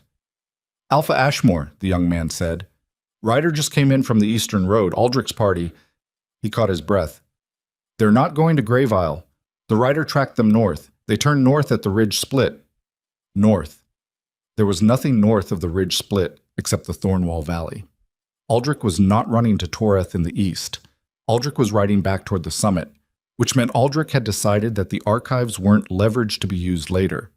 They were a weapon to be used now. He was in open session, in front of 12 alphas, before Kaelin could get back there, before Petra could reach Hartwell, before the identification record in Kaelin's hands could be presented by anyone who had standing to present it. Aldrich was going to walk into the Thornwall summit and collapse the foundation in public, and he was going to do it tonight. They rode north in the dark. No torches. Torches announced position, and position was the one thing they could not afford to give away. The horses moved by the dim residue of cloud-filtered moonlight, picking their way along the ridge road at a pace that was faster than safe and slower than necessary, and Kaelin rode at the front and let the cold air work on his face and thought about the distance between here and Thornwall Hall in terms of hours and what could happen inside those hours. Aldrich had a head start, not a large one. The writer's estimate put him perhaps 90 minutes ahead, possibly less if his party was managing the archives as physical cargo, which slowed horses in ways that a lightly equipped pursuit did not. But 90 minutes in a summit hall full of 12 alphas who had already spent a day recalculating their positions was enough time to do substantial damage, enough time to open the archive boxes and place documents on the table and let the assembled room draw its own conclusions before anyone arrived to complicate the narrative. Aldrich understood narrative. That was what 12 years of proximity had finally, retroactively, made clear. The man was not a soldier. He was not a power seeker in the direct territorial sense. He was a narrator, someone who had spent decades understanding that the version of events which reached people first was the version that shaped every subsequent version, and that controlling the first telling was more valuable than controlling the actual facts. He had told Kaylin his mate was dead. He had told it with witnesses and documentation and a burial, and had let time do the rest, let the accumulated weight of 7 years of unchallenged narrative become the bedrock that Kaylin built his kingdom on. Now he was riding to Thornwall to tell the Summit Alphas a different story. To tell it first, with archives as evidence, before Kaylin arrived with an identification record and Dane's confession and the living proof of Celine on horseback behind him. The first telling. Again. Kaylin pressed his horse harder and listened to the sound of hooves on the ridge road and thought about what it meant to arrive second. He had arrived second once in his career, at the Stonefen boundary negotiation 8 years ago, before Marek had consolidated.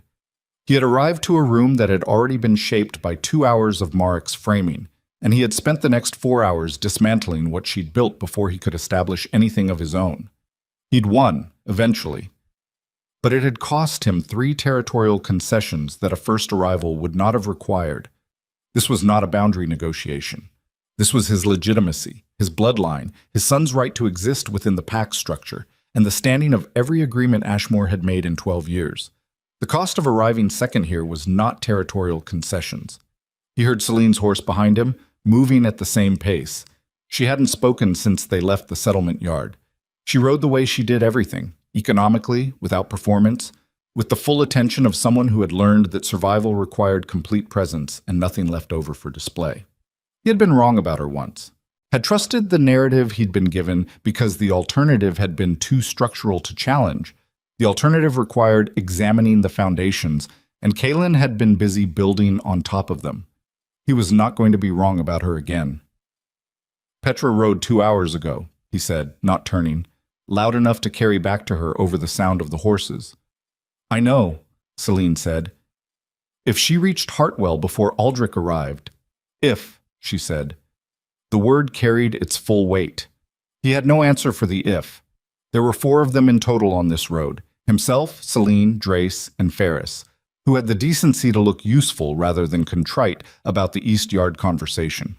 Enough to arrive with authority, not enough to do anything about it if Aldrich had already moved.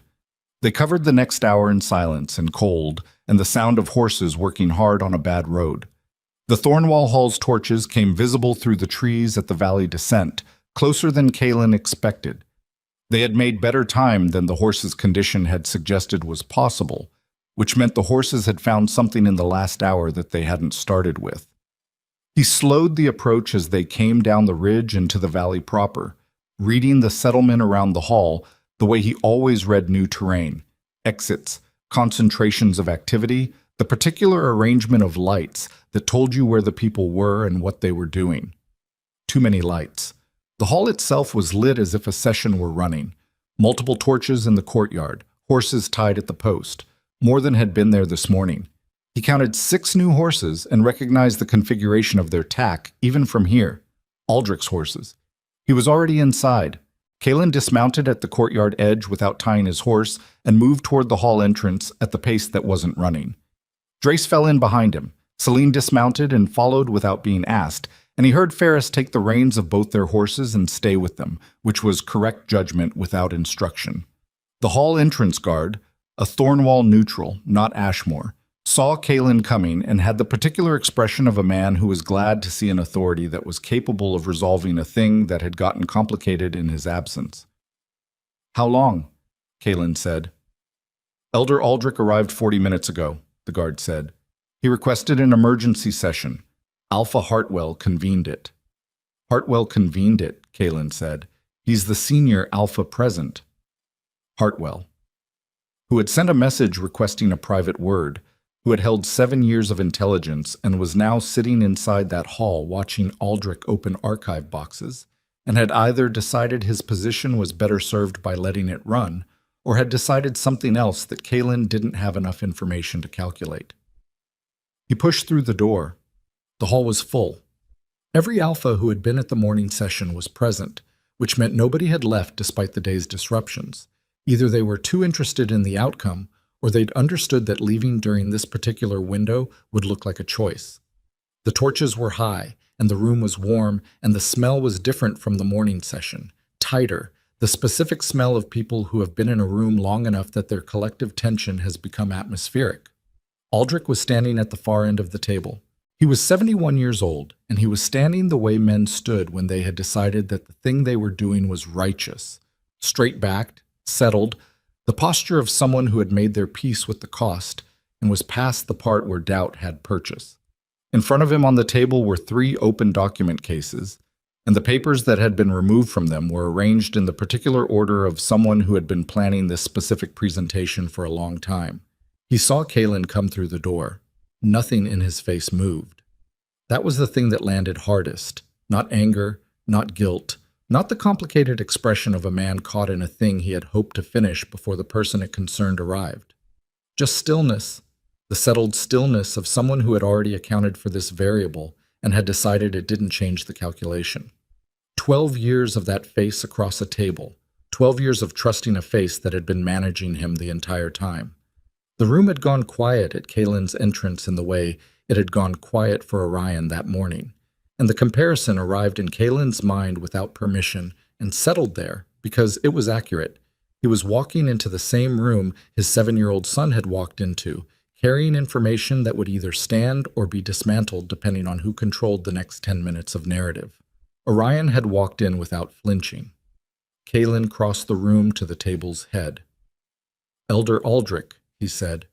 His voice was level and quiet and doing the most work it had ever done. "Alpha Ashmore," Aldrich said. The same voice, the same register. The voice of a man in a council chamber, which was the only environment Kalen had ever heard him use and which now sounded like a costume. "You called an emergency session," Kalen said. Not to Aldrich, to Hartwell. Hartwell sat at the table's side with his hands flat and his expression unreadable. Elder Aldrich presented documentation that he indicated required immediate review by the assembled alphas. He paused. "In your absence, it fell to the senior alpha present." "What documentation?" "Territorial agreements, bloodline records, succession documentation from the Ashmore Pack archive." Hartwell's voice was careful, neutral in the specific way of someone who was holding their position until they knew which way the ground was moving. Elder Aldrich indicated that certain irregularities had come to light that affected the validity of agreements made under your authority. Irregularities. Aldrich's word, Aldrich's frame. The first telling. Kalen looked down the table at the assembled alphas, 12 faces running the full range of calculation, some openly interested, some guarded, some wearing the careful blankness of people who had decided not to commit to an expression until the outcome was clearer. He knew every face, had read every face across this table for years. He read them now and saw what was there. And what was there was not yet decided. Not fully. Aldrich had 40 minutes and the archives, but 40 minutes was not enough to finish the narrative. The room was still open. "Alpha Ashmore," Aldrich said, and his voice was the same as it had always been, measured, authoritative. The voice of someone who had been a respected elder for longer than most of the people in this room had been alive. "I understand this is difficult. What I have presented tonight is not intended as an attack on your authority. It is a correction of a record that has contained errors for some years, errors that I bear responsibility for allowing to persist. I am here tonight to correct them, in the interest of the Pack's stability and the summit's integrity." He was going to confess. Kalen understood it in the same moment he heard it begin. Aldrich was going to confess to something, a carefully shaped, carefully bounded something that positioned him as a man of conscience correcting an old mistake, rather than the architect of a 7-year deception. And he was going to do it before Kalen could establish his own account, and the room was going to receive it as the more credible version simply because it came with documentation and the appearance of voluntary disclosure. "The errors," Kalen said, "include the falsified death record of my mate, Celine Voss." The room received this. Aldrich's expression didn't change. The identification of Celine Voss as deceased was made in good faith on the basis of It was made on the basis of 3 Elder Council signatures on a document attesting to facts they knew to be false. Kalen reached into his coat and placed the identification record on the table. The oilcloth wrapping was still dark at the edges. This is the original record, recovered tonight from the Ashmore Secondary Archive. 3 signatures. One of the 3 signatory elders has provided a full written account of the circumstances under which the record was created. The room's quality of attention sharpened. Dane, Aldrich said. Not loudly, just the name. Dane, Kalen confirmed. Something moved through Aldrich's face then. Not the collapse of a guilty man, but the precise small recalculation of a strategist who has encountered an unexpected variable and is determining its weight. The recalculation was brief. His posture didn't change. Dane is frightened and old, Aldrich said, and his account of events will reflect that. Then the room can weigh his account against the documentation. Kalen looked at the assembled alphas. Against the identification record, against the account of the woman who has been living under a false name for 7 years because returning to Ashmore territory meant returning to the jurisdiction of the men who had falsified her death. He looked at the hall's side door. Celine. The side door opened. She walked in the way she had walked through the Hollow Fen wood, without performance, without announcement, with the particular quality of someone who has been moving through difficult terrain for a long time and has learned to move through it as if it were ordinary. She walked to the table and she stopped and she looked at Aldrich, and whatever she felt looking at him, she held it in the same container she had held everything for 7 years. Sealed, controlled, present only as a slight tightening around her eyes that anyone who wasn't watching carefully would have missed. The room was absolutely still. Aldrich looked at her. Whatever he had been, whatever calculation ran behind that settled face, something in it shifted when he saw her standing in the room. Not guilt, not regret, the recognition of a miscalculation. He had moved against Kalen tonight because Kalen was the opposition he had prepared for. Celine was a variable he had managed through absence, and absence was no longer available as a management strategy. Alpha Marek broke the silence first. Is this the woman named in the identification record? Yes, Kalen said. She can confirm her identity? She can. He looked at Celine. She nodded once. Then we have a living person whose documented death was certified by 3 Elder Council members. Marek looked down the table. That is not an irregularity. That is a falsification of pack record. The circumstances require context, Aldrich began. The context you've had 40 minutes to provide, Marek said, and her voice had taken on the edge it got during negotiations when she was done negotiating, which context did not include the fact that the woman was alive. Aldrich looked at Kalen. The first time, in all of this, that the old man's expression had moved past its settled surface into something more exposed. Not fear exactly. Something older than fear. The look of someone who has spent decades building a structure and is standing in the moment where the structure has become the thing that will fall on him. You were losing control of the pack, Aldrich said. His voice was still level, still measured, but it was doing different work now. Not the work of a man addressing a council chamber, but the work of a man addressing the person he had spent 12 years managing, perhaps for the first time without the architecture of management around it. I watched your father lead this pack. I watched your grandfather. I have watched alpha after alpha come into this chair, and I know what the chair does to a man when no one is counterweighting it. He looked at Kalen directly.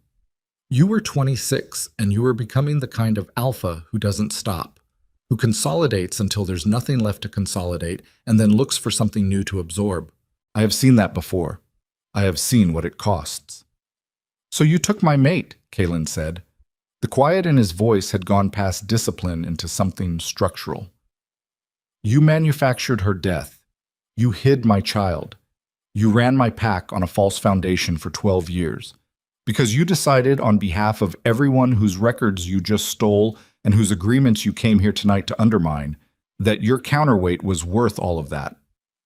I decided that the pack was worth all of that, Aldrich said. That is what I was appointed to decide. The room held that sentence. Hartwell spoke. His voice was careful, each word placed like someone crossing uncertain ice. Elder Aldrich, the documentation you've presented tonight, the archive materials.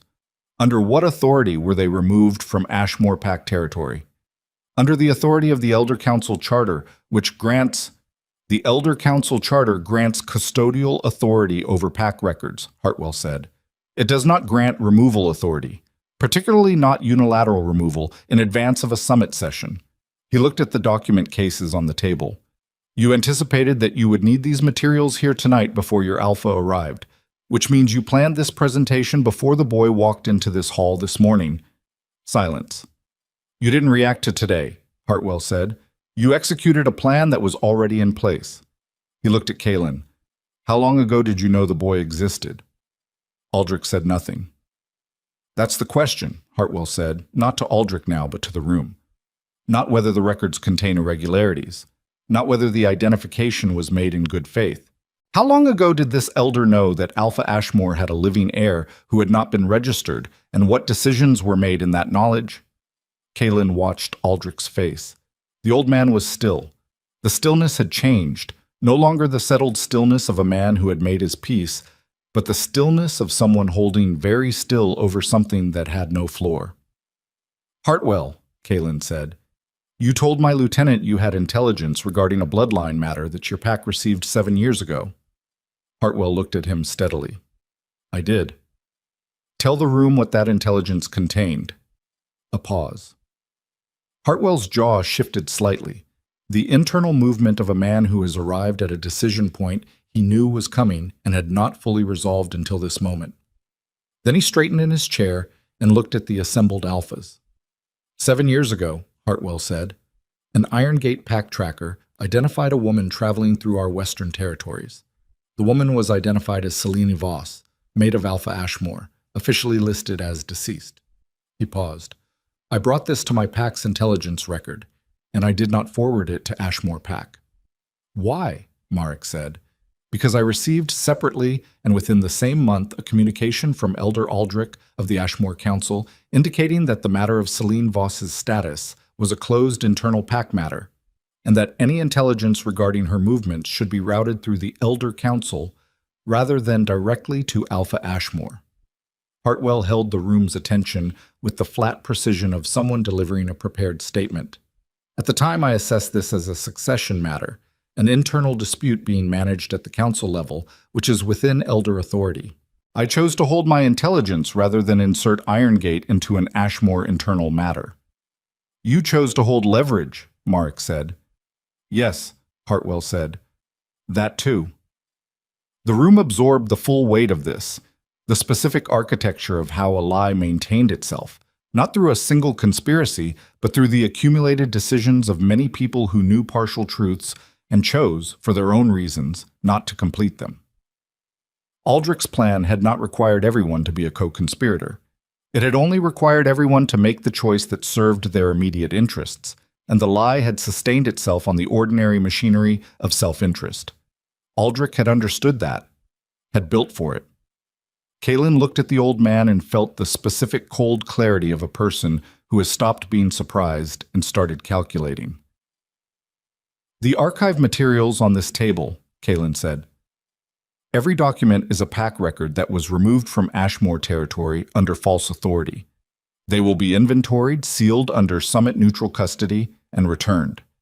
He looked at the Thornwall Hall guard captain, who had been standing at the wall throughout, and was now wearing the expression of someone who had not anticipated their evening involving this. Captain, you'll take custody of those cases. The captain looked at Aldrich, then at Kaelin. Then, with the decision of a man who understood which authority in this room had just established primacy, he moved toward the table. You don't have standing to order Summit neutral custody, Aldrich said. His voice had finally changed, the measurement gone, something harder underneath. You are 1 alpha at this table. He's not ordering it as 1 alpha, Hartwell said. I'm seconding it as Summit Senior. The materials stay in neutral custody until the Summit session formally reviews the falsification claim. He looked around the table. Any objection? Silence. The captain reached the table and began to close the document cases. Aldrich watched him do it, Watched the cases close over the archive materials he had ridden through the night to place in this room. Watched the prepared narrative, the 40 minutes of carefully arranged documentation, pass out of his hands and into neutral custody, which was the same as out of his hands entirely. He looked at Kaelin. "You think this is finished," Aldrich said. His voice was quiet. Stripped back to something that was not performance and not strategy, something that might have been, underneath 12 years of council chambers and measured tones, the actual man. You have a document and a living woman and a frightened elder's confession. You think that dismantles what was built. "I think it starts to," Kaelin said. "The pack will fracture. Every decision made under contested council authority is now open to challenge. Every alpha in this room has agreements with Ashmore that are now questionable. You're not restoring something. You're burning the foundation and calling it renovation." "The foundation was already burning," Kaelin said.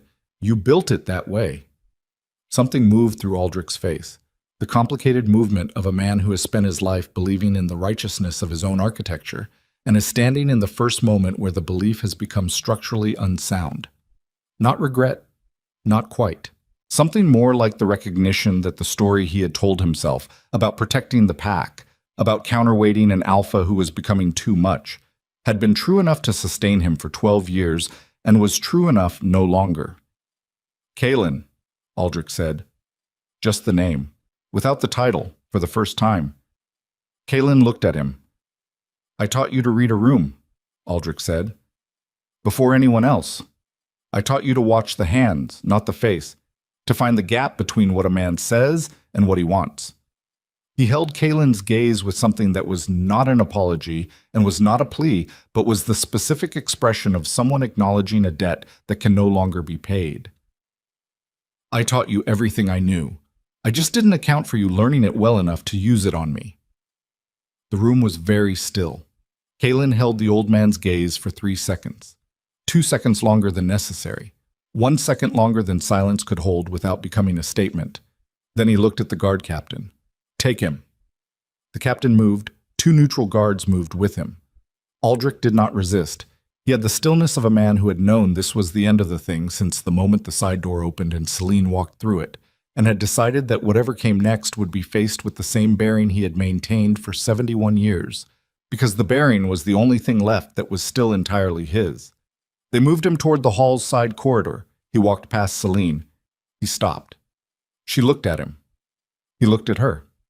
The space between them held 7 years and 1 falsified document and a child who had grown up without a father in the Northern Territories, carrying a name that wasn't hers, learning to move smart and stay hidden. Aldrich said nothing. There was nothing available to say. Celine said nothing either. She held his gaze with clear eyes and no excess. And after 3 seconds, she looked away.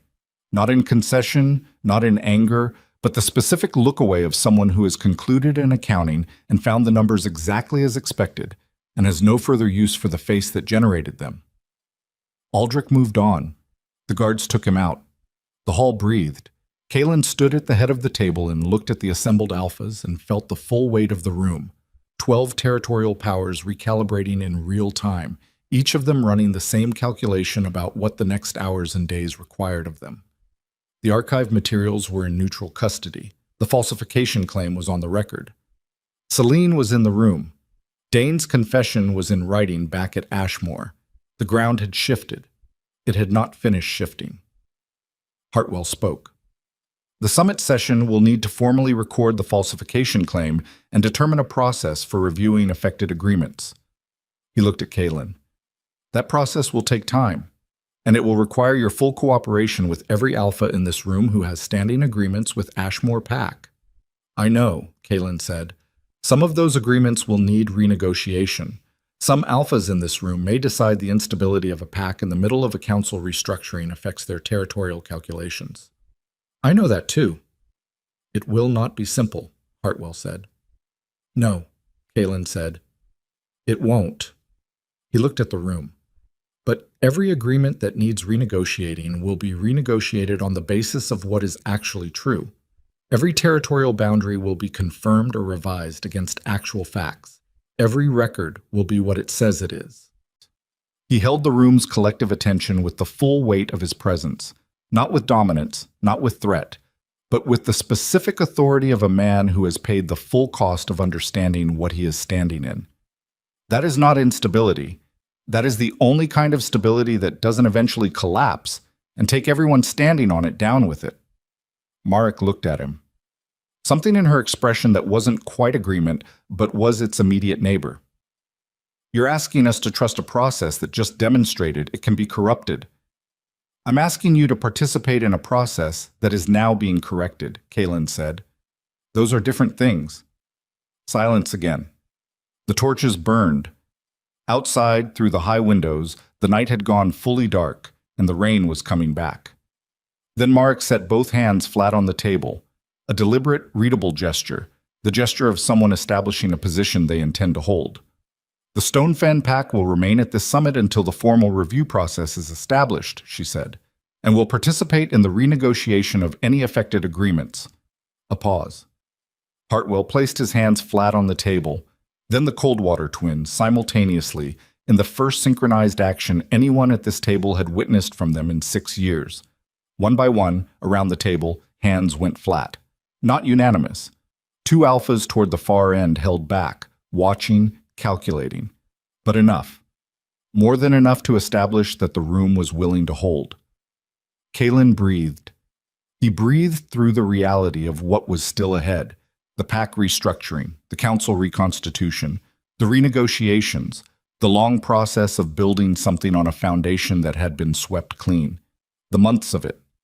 Possibly years. And Orion at Ashmore, sitting with Ferris in the East Yard, or sleeping in whatever room had been assigned to him, carrying the weight of a day that no 7-year-old should have had to carry. Learning the territory that was his inheritance, asking questions that would not stop coming. He looked at Celine. She was watching him from the side of the room with the expression that had no clean name, the one with 7 years of sediment in it, the one that would require more than a single night to begin to read accurately. But underneath the sediment there was something else. Something that was not about the past or the 7 years or the careful constructed survival of everything she'd built alone. Something that was about the next thing. He was about to move toward her, about to cross the room, about to begin the conversation that had no protocol and no precedent, when the hall's main door opened hard.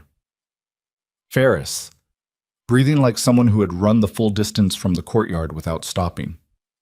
Alpha Ashmore, he said. His voice had the particular quality that Kaylin had learned over many years and many bad nights, to read as the sound of a situation that had just changed shape entirely.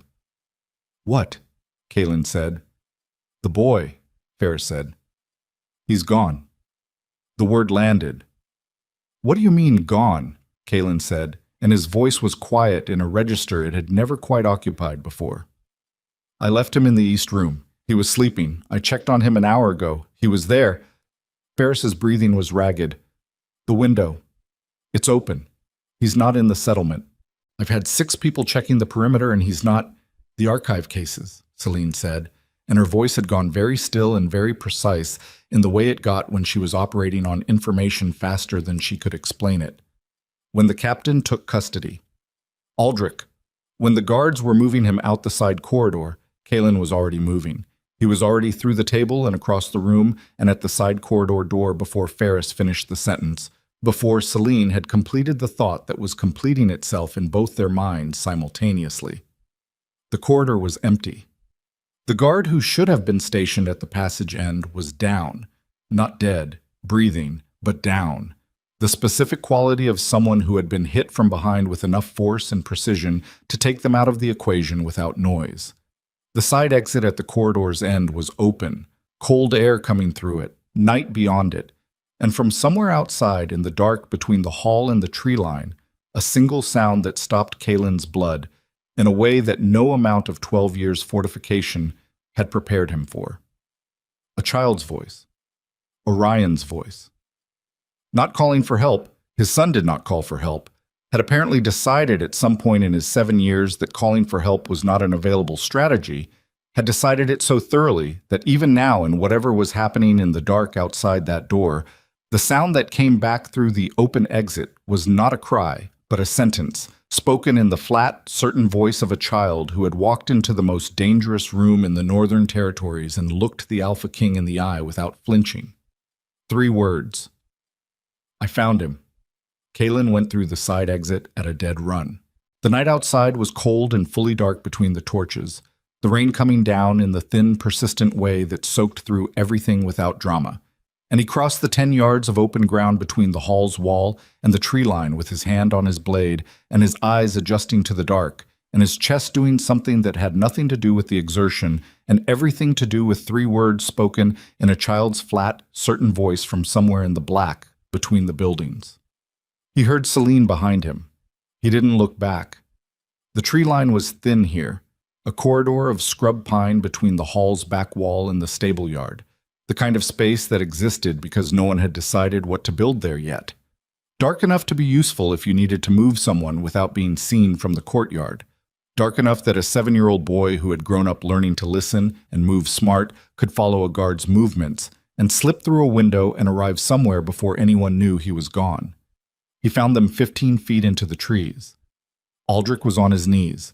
Not because anyone had put him there, the old man had gone down on his own or had been going down when Orion found him, one hand against a pine trunk and the other at his chest in the specific posture of someone whose body had made a decision that the rest of him hadn't caught up to yet. The 2 neutral guards who had been escorting him were 3 feet away, one of them with a hand on his shoulder, neither of them looking like men who had expected their detainee to fold in the middle of the corridor.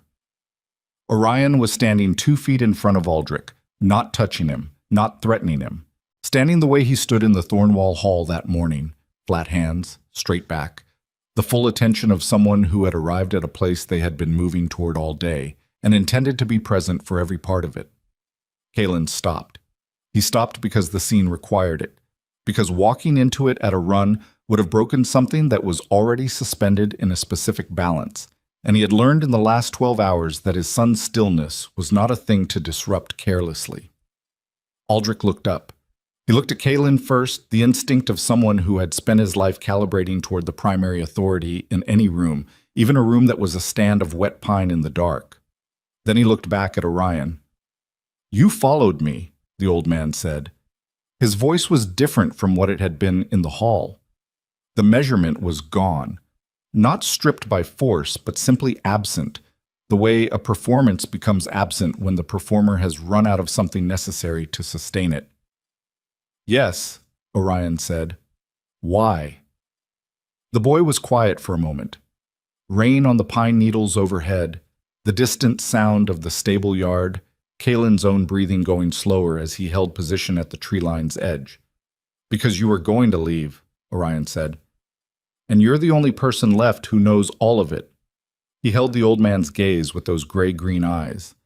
"Not just what Dane knows. Not just what the documents say. You know why. The whole reason from the beginning." A pause. "I want to know why." Aldrich looked at the child for a long time. The hand at his chest had moved to his knee, and his breathing was the unsteady breathing of exertion and something else. The specific labor of a body that had been carrying a weight for a very long time and had just set it down and was recalibrating to the difference. "You're his son," Aldrich said, not as identification, as an observation with weight behind it. "Yes," Orion said, "I can see it." The old man's voice had something in it that wasn't quite sorrow and wasn't quite recognition, the compound expression of someone arriving at a truth that they had been moving around for years and have finally stopped moving around. "I watched your father grow up, from before he was an alpha. When he was your age, he had the same—" He stopped. "The same way of standing in a room like he'd already decided the outcome." "Did that scare you?" Orion said. Aldrich looked at him. "Yes," he said. "It did." "Is that why you did it?" The question arrived without accusation, flat and honest in the way only children and the very tired could manage, the kind of question that didn't carry judgment because it was genuinely asking for the answer rather than performing the asking. Aldrich breathed, the unsteady breath of a man arriving at the last version of a thing he had told himself many times. "I did it because I believed the pack needed someone like me, between it and someone like him."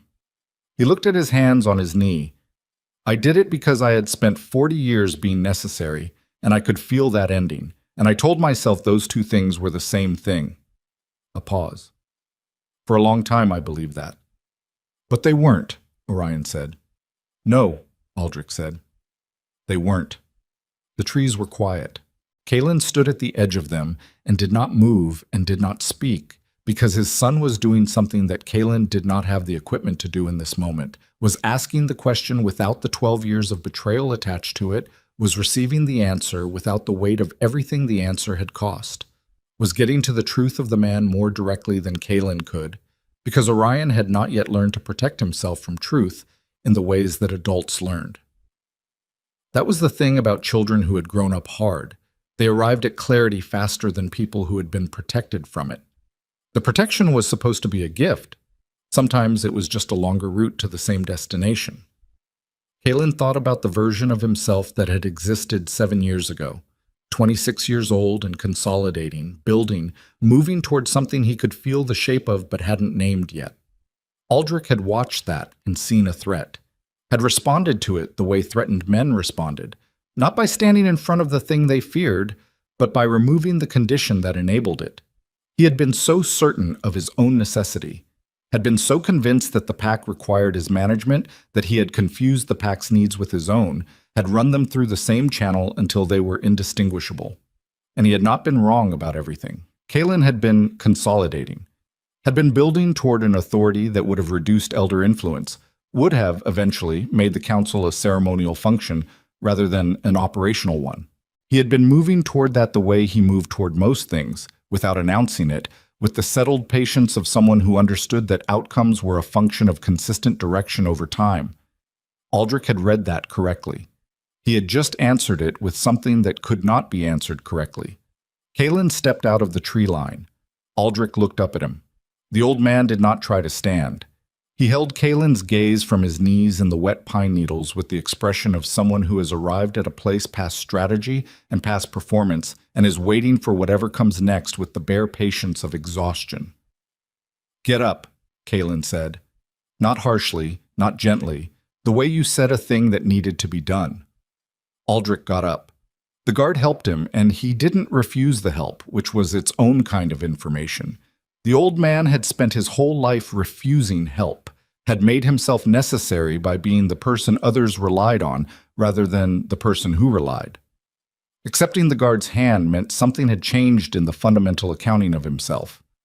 They stood in the wet trees, the three of them, 4 with the guards present, and the rain came down quietly, and the distance between them held everything that had been said and everything that was still unresolved and everything that would never be fully resolved because some debts didn't have a payment structure, only an acknowledgement. "You'll give your full account to the summit," Kalen said. "Everything, not a shaped version, not the version that positions you as a man of conscience making a hard choice. The full account of what was decided and who decided it and what it was decided for." Aldrich looked at him. "And after?" "After is a question for the summit's formal process." Kalen held the old man's gaze. "I won't make you a promise I don't have the authority to make. The pack assembly will determine consequences. The summit may have standing to weigh in." A pause. "What I can tell you is that I won't add to whatever the process delivers. Whatever comes from the formal accounting, that's where it ends. I won't carry it past that point." Something moved through Aldrich's face. The specific expression of a man who expected punishment and has been offered something more difficult, accountability without vengeance, which required him to face the thing he had done without the simplifying structure of an enemy to push against. "That's harder," Aldrich said quietly. "Yes," Kalen said. "It is." He looked at the guards. "Take him back inside." He looked at Orion. "You come with me." They walked out of the trees together, father and son, into the thin rain and the torchlight of the hall's courtyard. Celine was waiting at the side exit, her arms at her sides, her face holding the careful composite of someone who had heard enough from the tree line to know the shape of what had happened and was letting it settle. She looked at Orion. "You followed him," she said. "Yes," he said. She looked at him for 3 full seconds. The look of a mother running an assessment that went past the immediate situation into the longer history of a child who had spent his whole life watching her solve problems by moving smart and had applied that lesson to a situation she would not have chosen for him. "Okay," she said. Orion looked at her and then at Kaylin and then at the hall's entrance where the light came through in warm rectangles. "Are we going back in?" he said. "Yes," Kaylin said. "Is it finished?" Kaylin was quiet for a moment. He thought about what finished meant in the context of 12 years of falsified foundation and 7 years of necessary exile, and a pact that needed rebuilding from the council structure outward. He thought about the months of process ahead, the renegotiations, the pack assembly, the long, patient work of constructing something on ground that had been swept clean whether he'd chosen that or not. "The part where we don't know what's true," he said, "that part is finished." Orion considered this with the seriousness of someone assessing whether it was a sufficient answer. Apparently he decided it was, because he nodded once and walked through the door. The formal session ran until past midnight.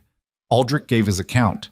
He gave it in the measured voice that was the only voice he had, but the measurement was different now, not strategic, not shaped, but the voice of a man performing the last act of discipline available to him, which was to tell the truth with the same composure he had used to tell lies, because the composure had always been the only thing entirely his. The assembled alphas listened.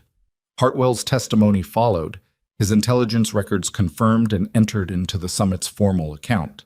Dane's written confession, carried north by the fast rider Petra had sent, arrived at the second hour and was read into record. The archive materials in neutral custody were inventoried.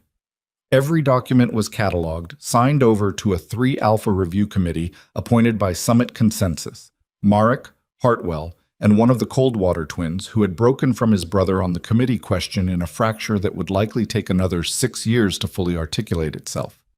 The identification record for Celine Voss, deceased, was formally voided. That was the procedural language. Voided. A single word applied to a single document. What it meant in practice was that the paper architecture of 7 years of absence was dismantled in the time it took a Summit recorder to write a notation in the formal log. The lie had taken 3 men's signatures and 7 years of sustained management. The truth had taken 1 word. That disproportion was something Kaylin would think about for a long time afterward, the way a structure could take years to build and moments to correct, and how that asymmetry was not a feature of the structure's fragility, but of the truth's efficiency. Truth didn't require maintenance. It just required arriving. Celine stood through the formal session with the composure she had worn through everything, the specific composure of someone who has been waiting a very long time for a room like this one and had learned, in the waiting, not to need the room in order to be who she was. The voiding of the document didn't change her. She had been alive through all 7 years of it. What it changed was the official record, the external architecture of how the world understood her existence, and that mattered. It mattered for Orion, for the pack, for the agreements that needed correcting, but it was not the thing that made her real. She had stayed real on her own, without documentation, without a territory, without anyone's formal acknowledgement. She had stayed real through the necessity of a child who needed her to be. That was what survival actually looked like, stripped of everything convenient about it. Not resilience as a quality someone was born with. Resilience as the accumulated result of choosing, every morning, to keep going, not because the outcome was guaranteed, but because the alternative was a kind of death that didn't require dying. The session closed at the first hour past midnight. The alphas dispersed to their accommodations. The hall emptied. Kaylin sat at the table in the quiet afterward, alone for the first time since the Ashmore corridor, when he had allowed himself 4 breaths and sealed what needed sealing. He sat with his hands flat on the table, the gesture that had meant something different an hour ago when 12 alphas made it, and now meant something different again, private. The gesture of a man taking stock of what the surface under his hands actually was. He thought about what it cost to be wrong about trust, not the betrayal, the trust itself. The willingness to extend it, to make yourself legible to another person's judgment, to allow someone's version of you to matter.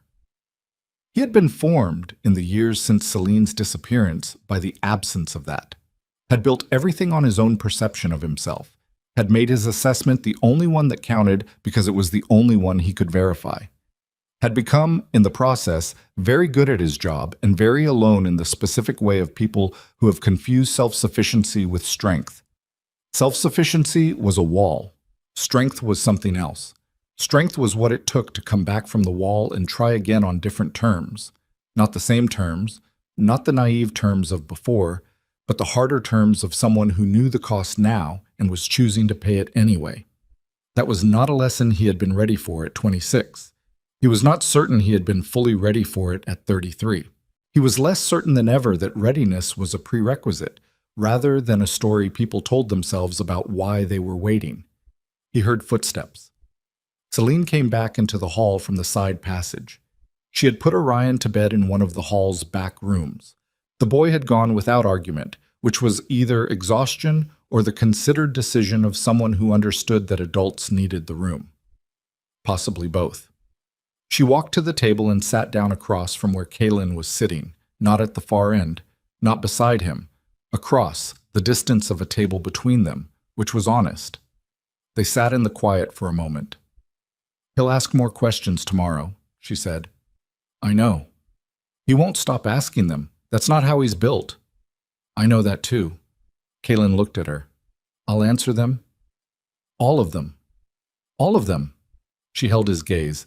The torches had burned low, and the hall had the specific quality of late-night spaces that have held a great deal of noise and have gone quiet, not empty, but resting. Her face in the low light had the layers in it that he had not had time to read since the hollow fen wood, all the sediment of 7 years sitting above something that was older than the sediment and had survived it. "I'm not the same person," she said, not as a warning. As a fact being placed on the table between them, the way you placed a document that needed to be acknowledged before anything else could proceed. "I know," he said. "You don't, fully. You know the fact of it. The shape of who I am now is something you'd have to—" She paused. "It takes time. I'm not saying that as a condition. I'm saying it as the truth of the thing." "Then we take the time," Kaylin said. "You make that sound simple." "It's not simple," he said. "Nothing about the next year is going to be simple. The pack restructure, the council appointments, the renegotiations, none of that is simple. You'll be navigating a territory that was managed in your absence by people who had reasons for that absence. Orion is going to be introduced into a pack structure as an heir whose existence was concealed, and there will be people who find that convenient, and people who find it threatening, and people who haven't decided yet." He held her gaze. "None of it is simple. But the thing underneath it, what I want the next year to be, that part is simple. I want you there. Both of you."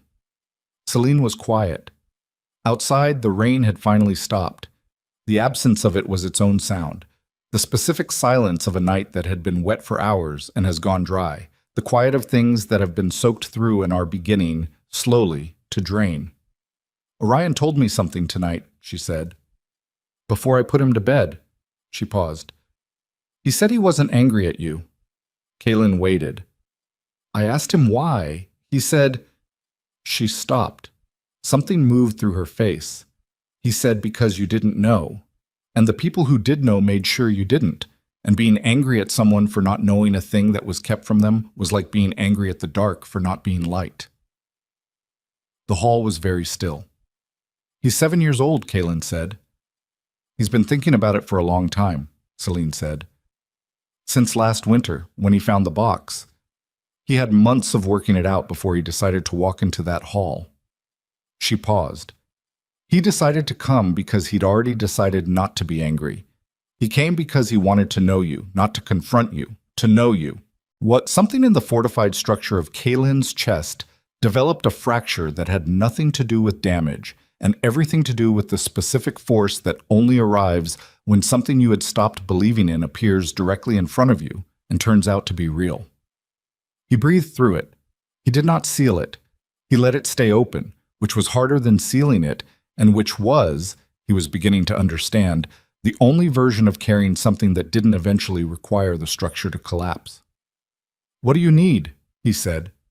Not performing the question, asking it. The way you asked a question you actually needed the answer to. Celine looked at him for a long moment.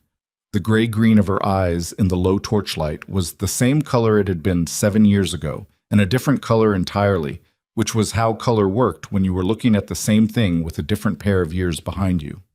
Honesty, she said. Not performed honesty. Not the honesty you give a council chamber. The kind where you tell me when something isn't working before it becomes something we're managing instead of addressing. She paused. I spent 7 years managing instead of addressing. I know what that costs. I won't do it again. Neither will I, he said. Slow, she said.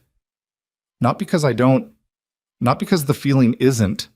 She stopped, chose the direct route. Slow because Orion needs to find his way into this at the pace that's right for him. He's not a footnote to whatever this is. He's the reason any of it matters. He's the reason I rode into the Hollowfin Wood, Kaelin said, and he's the reason I stayed in the trees instead of interrupting what he was doing in them. He held her gaze. He comes first. She held his gaze for 3 seconds, 4, 5, long enough for the sentence to arrive and be assessed and be found accurate. Then something in her face did the thing it had almost done in the Hollowfin Wood and had been preventing since, not collapse, not release, but the specific settling of a person who has been holding themselves at full tension for so long that the first moment of genuine safety registers as almost painful. She nodded once. They sat in the quiet hall a while longer, not talking, and the quiet was not empty. 3 weeks later, on a cold morning with frost on the Ashmore Ridge and the first real winter light cutting low across the valley, Orion found Kaelin in the east yard.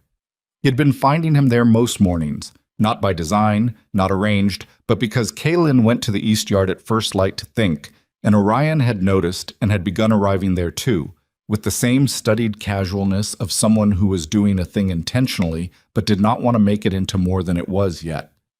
They stood at the fence and looked at the valley the way they had looked at it the first day, except now it was 3 weeks of mornings layered under it, 3 weeks of questions and answers and the occasional long silence that had slowly changed its quality from uncertain to something more like the silence of people who were learning the rhythm of each other's quiet. Petra said the Stonefen agreement is done, Orion said. Signed yesterday, Kaelin confirmed. That's the 4th one. 5th. The Coldwater eastern boundary was 3rd. He looked at the boy beside him. You've been keeping count. I've been keeping count, Orion confirmed without apology. Why? The boy was quiet for a moment. His hands were in his pockets, the posture he had that meant he was thinking rather than bracing. Because every one that gets renegotiated is one that's real now, he said. Not built on the wrong thing, real. He paused. I want to know when they're all real.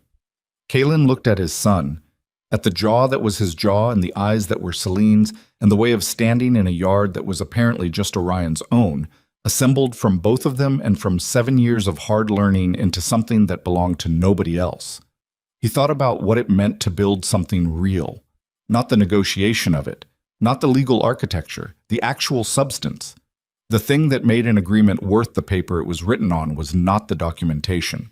It was the willingness of the people who signed it to carry the cost of keeping it. And the cost of keeping things real was not paid once at the signing.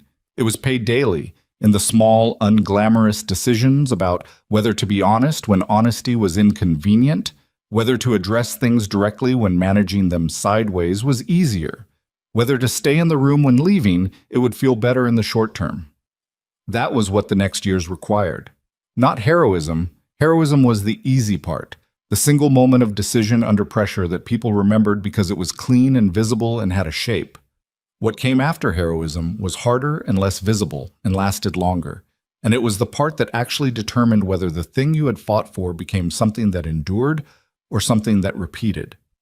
He had fought for a lot of things, had won most of them, had built the structure of his authority on the assumption that winning was the objective. He was 33 years old, standing in the east yard of his settlement with his son beside him in the frost, and he was just beginning to understand that winning was the beginning of the work, not the end of it. They'll all be real, he said. It takes time. I know, Orion said. I'm good at waiting. Kaelin looked at him. Where did you learn that? My mother, Orion said simply. Across the yard, Celine came out of the main hall with a cup of something hot. her breath visible in the cold air, her pace the unhurried pace of someone who is not running and does not need to run and has begun to remember what that feels like. She saw them at the fence, and she didn't call out or change her direction. She walked toward them with the same economy she brought to everything, and when she reached the fence, she stood on Orion's other side and looked at the valley. The three of them stood in the frost and the early light and the quiet of a morning that had nothing in it that needed managing. Kalen did not put his arm around her. He did not perform the reunion for an audience that wasn't there. He stood beside her and felt the reality of her presence, the specific gravity of a person standing close after a long absence, and let it be what it was without requiring it to be more yet. She looked at him sideways. He looked at her. Something passed between them in that look that had no name and required none. The specific communication of two people who had each spent 7 years building themselves into the shape the absence required, and were beginning, slowly and without rushing, the process of learning the new shapes. Orion looked at both of them and said nothing, which was the wisdom of a child who had spent 7 years learning to read a room. The valley below the fence was cold and clear and entirely real. And the morning held all of them, without ceremony, without conclusion, without the need for either, just the simple and sufficient fact of three people standing in the same yard on the same ground under the same winter light, present to each other after a long time of not being, which was not the end of anything but the first true beginning of the thing that came after truth, the thing that was harder than surviving, the thing called living.